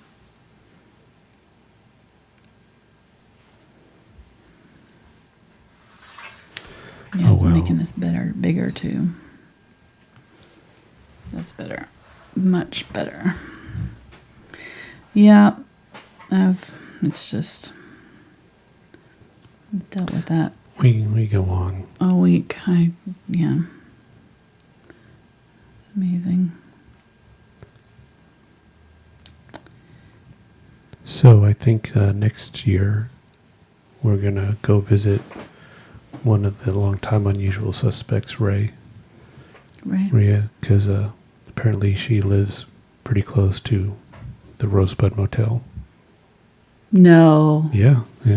The one that they filmed at? Oh. Okay. And then we're going to move to Tasmania because there's no COVID cases there.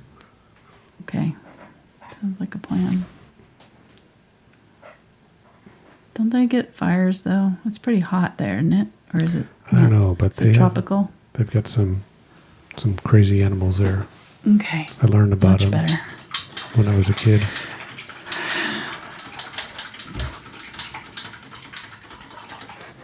Okay.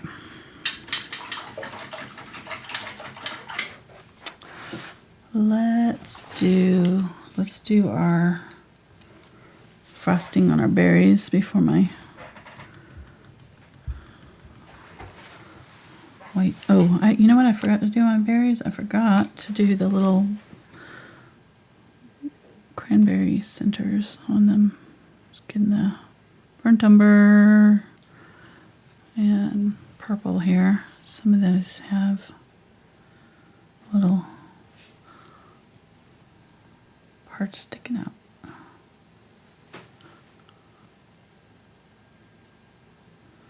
don't think I did these ones big enough.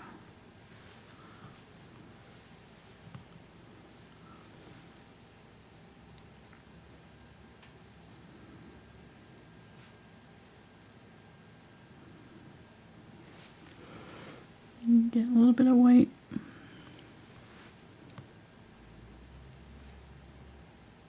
Add a little.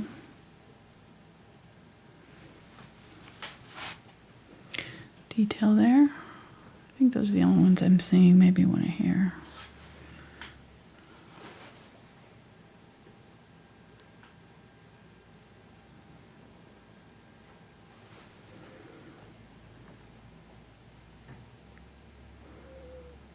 A little bit of burnt umber here with the highlight color.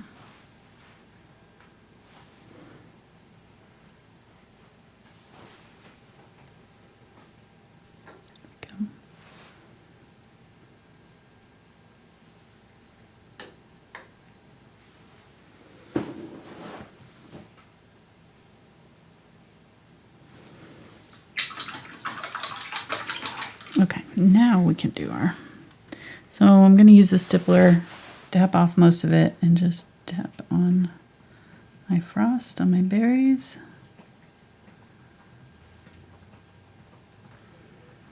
Frost them up because we're going to be doing the greenery over the top of all this, so I don't want to have to do this later around my greens.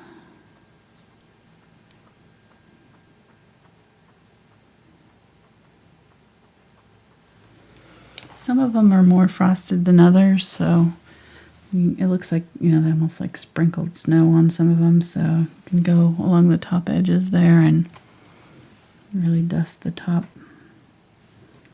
a little bit more.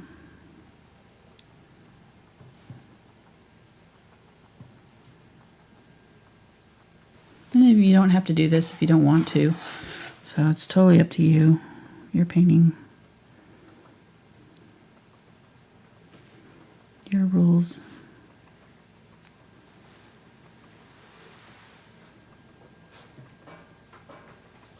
So what's that art show that you've been watching lately?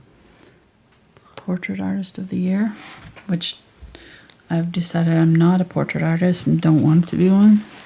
It's interesting. It makes you look like, it makes it look deceptively easy though. So I'm like, I could do that, and then I'm like, no, I've tried portrait art. It's hard. It's hard. They make it look easy, right? Because that's what they do. But it's yeah, it's a really cool show.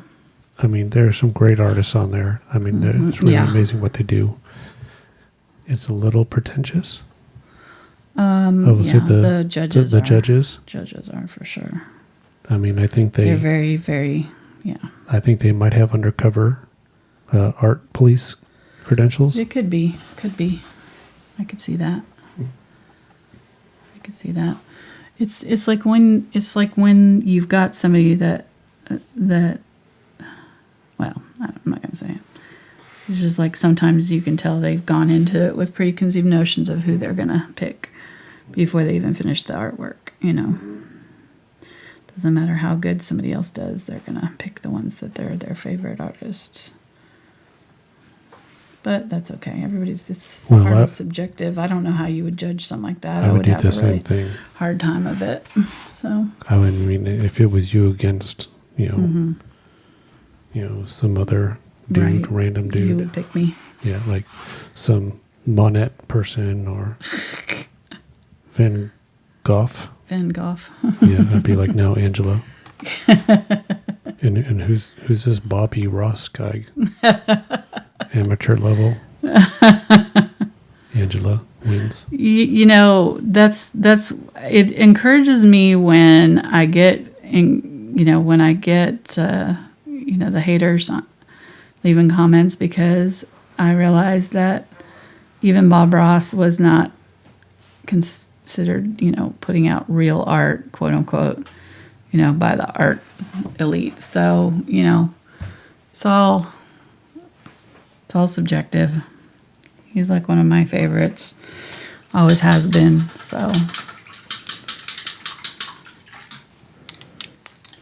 you just do what you like to do. Don't worry about what other people say about it, I guess. That's the only advice I could give, because there's a lot of people with opinions out there. I don't think I would ever want to join, or I've done enough art shows to realize that it's not really for me. I don't really enjoy it. All right, getting some more red. I should have done this beforehand, but I'm realizing after I did these berries that they're very, very pink. So I'm going to add more of the brighter reds to some of them. I can do my frosting on top again if I need to. I don't think it's going to make that big of a difference. It'll just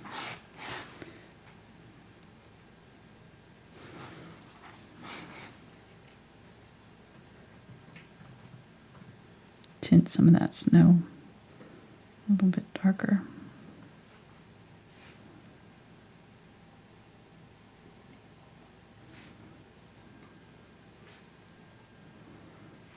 Going kind of toward the bottom there, so I'm not kind of messing with the top edges of the frost. Mm-hmm. Okay. But in the end, I think our goal, and I say ours, I mean yours, is to teach people to make incredible art that they're proud of, Right. and that anybody can do it. Yes. And, because a lot of people have been, brought up with, oh, that doesn't look good. And, and loved ones and people, playing it down. And people get discouraged. Right. But we're here to say, you do it. Right.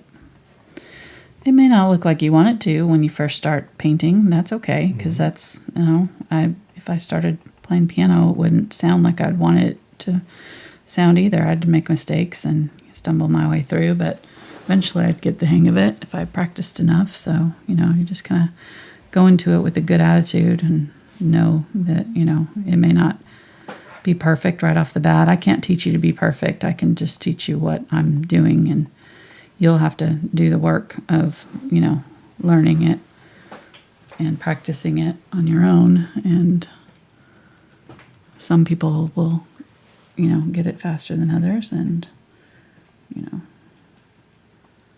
you can't compare to yourself to other people's art walks, and you can't look at somebody else's art. You don't know how long they've been painting. They may do the same painting as you and do a better job, quote unquote, but they might have been painting for 5 years. You just don't know. So just be careful when you're painting, when you're first starting out. Be kind to yourself. Don't expect too much. Don't, just because it doesn't turn out exactly the way you want it to on the first 5 paintings that you do, that you're terrible at it and you should give up, because that's not, it's going to take a while to get good at it. I'm just stippling these with that zinc white.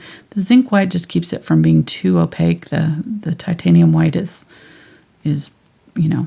obviously more, well, I didn't mention it, but zinc white is transparent white, so it's going to go on a little bit softer than the titanium white If you have only have titanium white, you can still do it.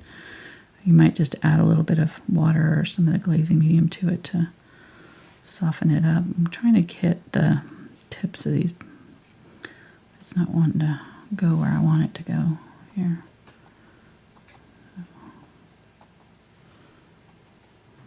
Probably could have done it with a smaller brush. But I can go back in and glaze in my dark areas, and that's probably what I'll have to do to push back the snow that's in those dark areas where I don't really want it to be. Just want it mainly on the tips of the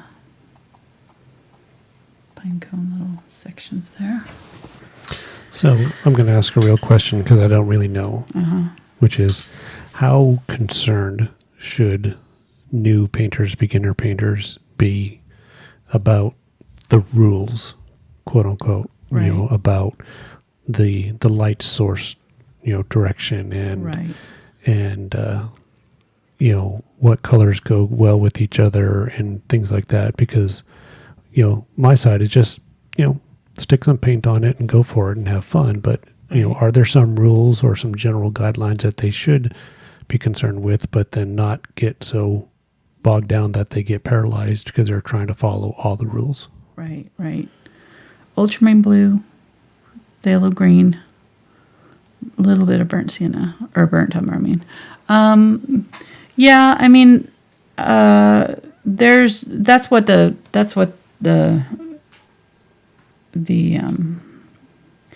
tutorials, you know, how the tutorials help, because we're taking that guesswork out for you and doing, you know, doing all that for you so that you don't have to worry about that. And that, you know, that is something you can learn later. But, you know, for it, you know, when you're first starting out, it can be kind of overwhelming. So I would just say don't worry too much about that. You know, if you're following along with the tutorials, then we've already kind of figured that out, or whoever, you know, it is, hopefully has kind of already worked out the light sources and all of that stuff so that you can just kind of jump in and enjoy it and not have to worry about it. You know, sometimes I might mention that, sometimes I might not. You know, it depends on what kind of painting I'm doing. You know, if I'm doing a more advanced level painting, then I might talk about stuff like that. If I'm doing a, you know, beginner level painting, then I'm not usually going to go into a whole lot of that kind of detail, because it can be overwhelming to you really can't learn everything in one setting. You know, I can't sit down and teach you everything that I know about painting in 30 years of experience in one painting. It's just not going to happen. So, you know, I would just say do as many paintings as you can. You know, I mean, people like, you know, get frustrated and be like, you know, well, you didn't go over this or that, or like, well, I mean, I have in other videos, you know, so it's like you just kind of have to,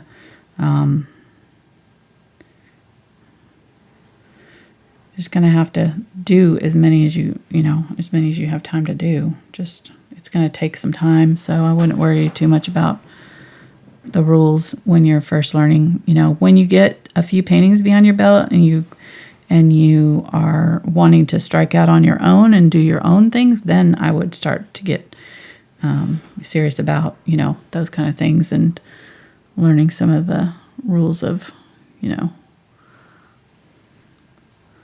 of that kind of thing. But I think at first it can be overwhelming if you, like you said, get paralyzed by, you know, just being afraid of even trying, because there's so many things that you have to learn. So, and that's one of the other things I would encourage new painters to do, is just to don't pick projects that are well outside your comfort level. If I don't have beginner or easy in the beginning, you know, on my videos, and other artists do different, you know, have different ways of categorizing their videos as far as difficulty. But mine, you know, if it's for a beginner, it'll say beginner or it'll say easy in the title. If it does not say that, then it's not going to be an easy project, and I'm probably not going to go over things like how to load your brush or, you know, that kind of thing. You know, I do more basic stuff in my easier videos, and I do the advanced stuff in my, you know, like the videos that I do for patrons. Those are, you know, 5 to 10 hour videos, over time, usually not in one setting, but and so those are going to be much more advanced paintings. So I wouldn't do an advanced level painting on your first try because it's going to be really frustrating. You're not going to be able to keep up with what I'm doing probably because you're going to be, you just don't have the skill set yet. So, and I would just say, set yourself up for success. Do some paintings, even if they don't, aren't where you want to be eventually. Even if they're not, they seem too easy, start with the super easy ones. Do a few of those, practice on paper. You don't have to do a whole canvas of it if but at least practice some easy ones before you try to tackle something, like a cat or, really difficult landscape or something like that. You can kind of tell too from my videos how difficult they are by the length of the video. If it's so real quick, what over colors? 3 hours, it's going to be. What colors are you mixing up there? This was the Phthalo blue or the Phthalo green and ultramarine blue with a little bit of burnt umber, and then I've added white to it. Thank you. Mm-hmm. And you're just highlighting over the pine needles you've already done. Just going over Depth. Adding the highlight colors now. And keeping the brush kind of upright. If you press it flat when you load it, the brush strokes will come together a little bit thinner for you. So you can get these really thin brush strokes that I'm trying to get here.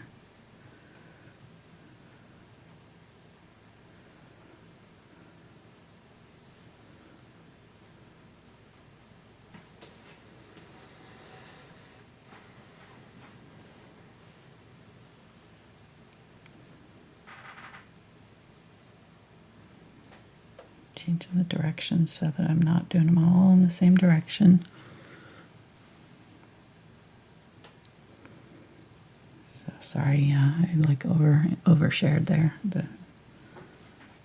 question. No, I think it's very important, for people to, and I've shared before about, woodworking and things like that.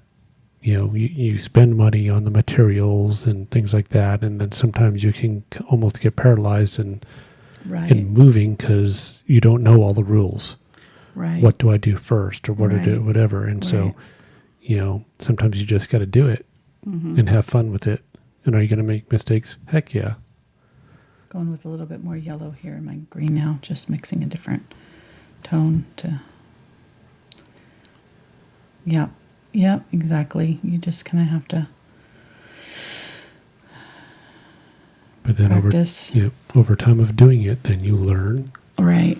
And you get better and you improve and. Right. Well, and that's one of the other things that you kind of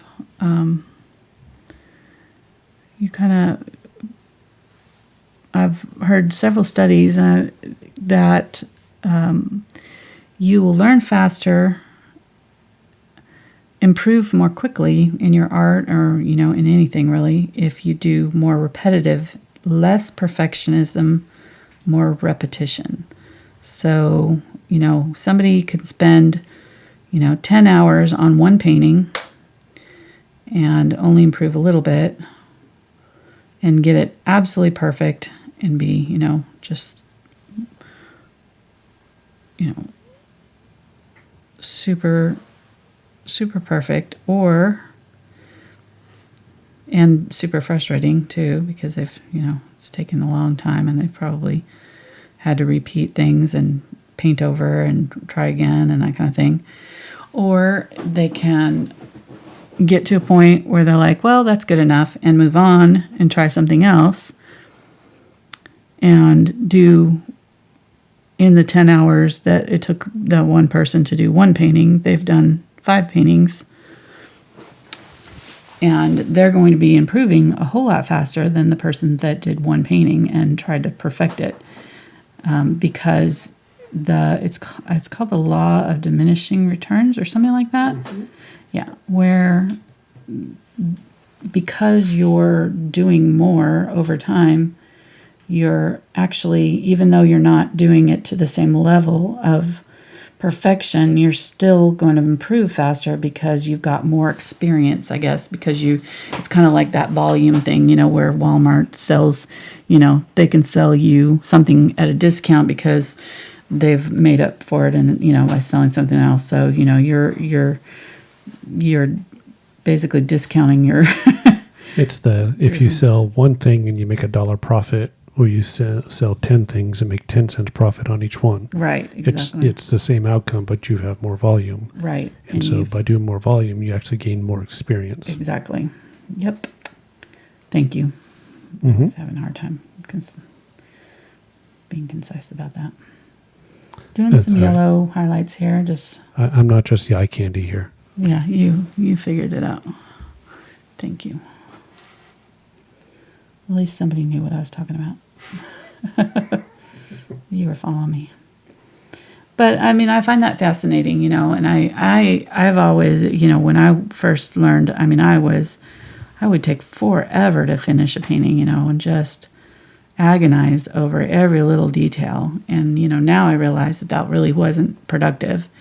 And I would have, improved much faster if I had just kind of gone with the flow a little bit more and just kind of let some imperfections live and move on and do another painting, instead of trying to get everything just so before I would do something new.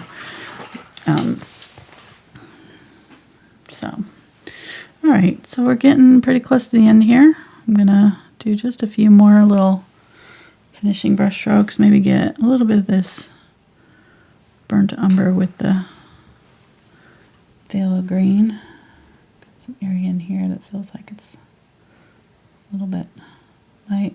And then what we can do is once this dries,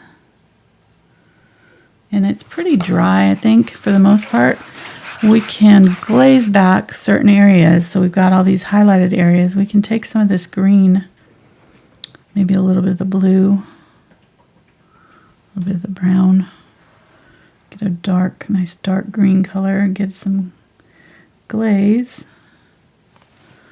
I don't want to have a ton of it in my brush, so I want to be able to see through the palette pretty easily. I don't want to brush through it and have color there. I want to be able to see a thin layer of green. So that tells you you've got enough of the glaze. And then I'm going to go in here and just going to pick some of these areas and maybe darken up kind of the ends of some of these, maybe where they're going down into the berries or something, or down in here. It just helps kind of add a little depth back in, because it can be easy to lose your depth when you're adding a lot of highlights. So just going back through here and shadowing sort of where these attach the branch maybe, or go down in or go in between some of these to add some depth. You can also change the tint. So like say I wanted that one to be a little bit more of a yellow green, I can grab some of my yellow, and I still have a little bit of that green in my brush, but get a little bit of yellow and say, okay, I'm gonna make let's make this little area right here a little bit more yellow right here. And so I can go back in here with my yellow and glaze over that area. Now this yellow is opaque, so it's not a great color to glaze with because it's opaque, and it's gonna kind of cloud up my colors, so I can make sure that I kind of get it out of my dark areas, because I just want to kind of hit the light areas mostly, because that's where it's going to be more visible, yellow being such a light color. Let me get some of my burnt umber, a little bit of black, and I'm going to glaze with this on my pine cones.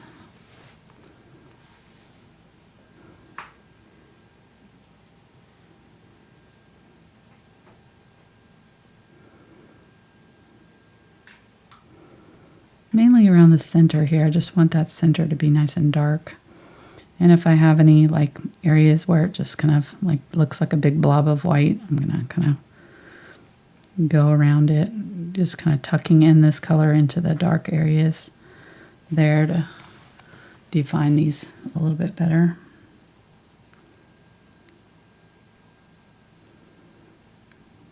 Pull back some of that snow from the areas, the dark areas where I don't really want it to be.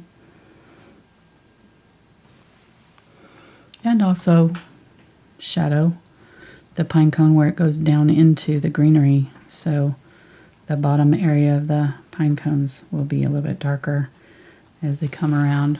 So doing a little glaze on that will help kind of make them feel a little cemented down into the greenery tucked down in there.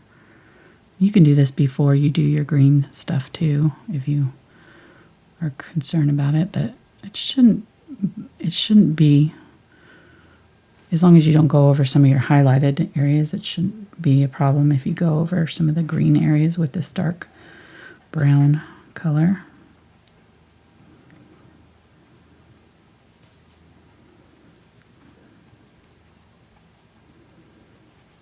There we go. Let's snow it up here. Get some of the zinc white and my fan brush. Add some water to it until it's kind of a milk consistency. It has to be thin enough or it won't come off my brush. I can add a little bit. Ooh, that got some green in it. I don't want that. We don't want green snow.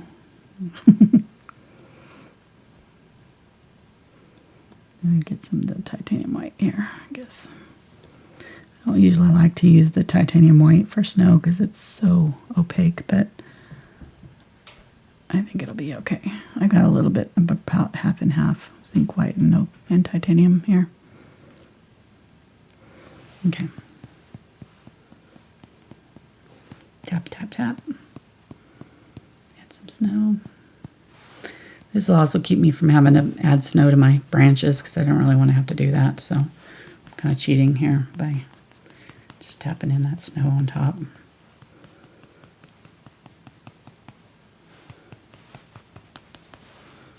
There we go.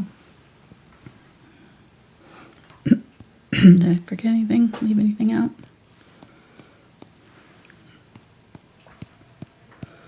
I could probably go for one more layer of the super bright white snow on the top tips of my branches here. I'm going to get a little bit of the green, but mostly just white. Go for it.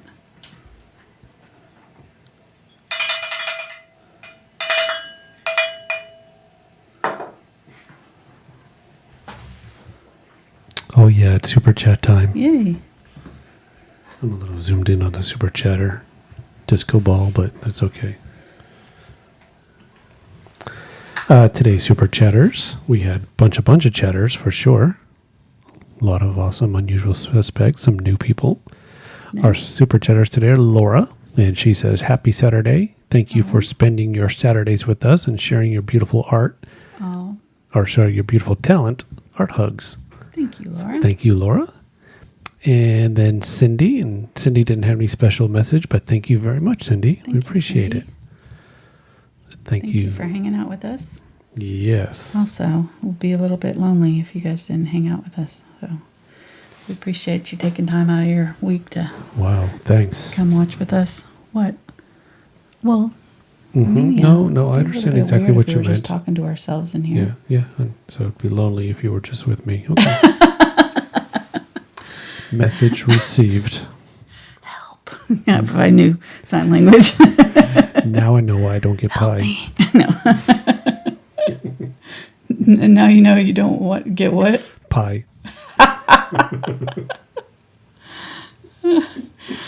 If it wasn't like probably hard to ship pie, I bet you would be getting some pie in the mail. We got some really awesome followers that have sent you some really yummy snacks in the mail. In the Yes, past. they have. So It blows my mind. he likes fruitcake. So I'm going to put out a So if you get a fruitcake that you don't want, just say Yes. thank you and just forward say it. send it to Mark. You might end up with like 2 years worth of fruitcake in our pantry after that. But But it lasts forever, so if this whole pandemic thing goes, you're going to learn to like fruitcake too. I'm going to have to learn to like it if it all goes to the crapper. Yep. Very true. It's already pretty close, so. All right, just going back in and adding a little bit of dark depth there. You could even get fancy if you wanted to and add some larger snowflakes. Oh, if I get my my Q-tip out, I can get some of the Cotton swab. cotton swab. Sorry, Wait, but if they want to sponsor a video, yeah, Q-tip. give us a Bring me shout up. out. Bring me up, Q-tips.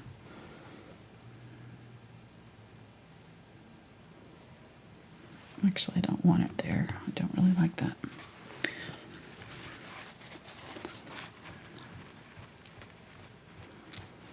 Okay.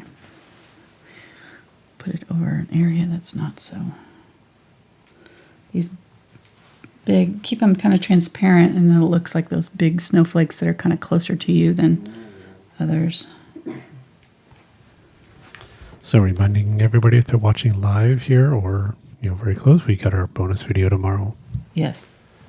Bonus videos are fun because typically there's no trolls. Yes. I mean, they're paying to be there, so Right. okay. And it's a smaller crowd, so come on over. Yeah. Enjoy the afternoon or evening or morning or. Sorry, I don't have the image. I can put the image up real quick if you want. You That's can. okay. Okay. No. It's on my. If you go to my Crowdcast page or go to my Instagram, or Facebook, there's a list of my videos for this month. And the newsletter. Yeah, and the newsletter also, but it's too late for that if they've missed it. I'm just saying they can go and look to see what we're doing on there on Instagram or whatever. It shows a list of all of this stuff, not just YouTube, but on Crowdcast and Patreon and stuff as well. All right, so that was fun. Hope you enjoyed it. I definitely stretched it out a little bit, filled up that canvas quite a bit, but I think it turned out all right. And yeah, try it out for yourself. Share it with me on my social media. I've got all the links down in the description. And like I said, if you're buying stuff on Black Friday, we appreciate it if you use our links down in the description too for that. And help us out. All right, we'll see you tomorrow, those who are part of our Patreon crew. Otherwise, we'll see you back on Tuesday night. We're going to be painting a Christmas tree, starting on more Christmas. Got Christmas going early this year. I felt like I needed to get a jump on things, so we're getting going with the Christmas stuff. So I hope you join us for that, and we'll see you next time. Thanks, guys. Take care. Bye.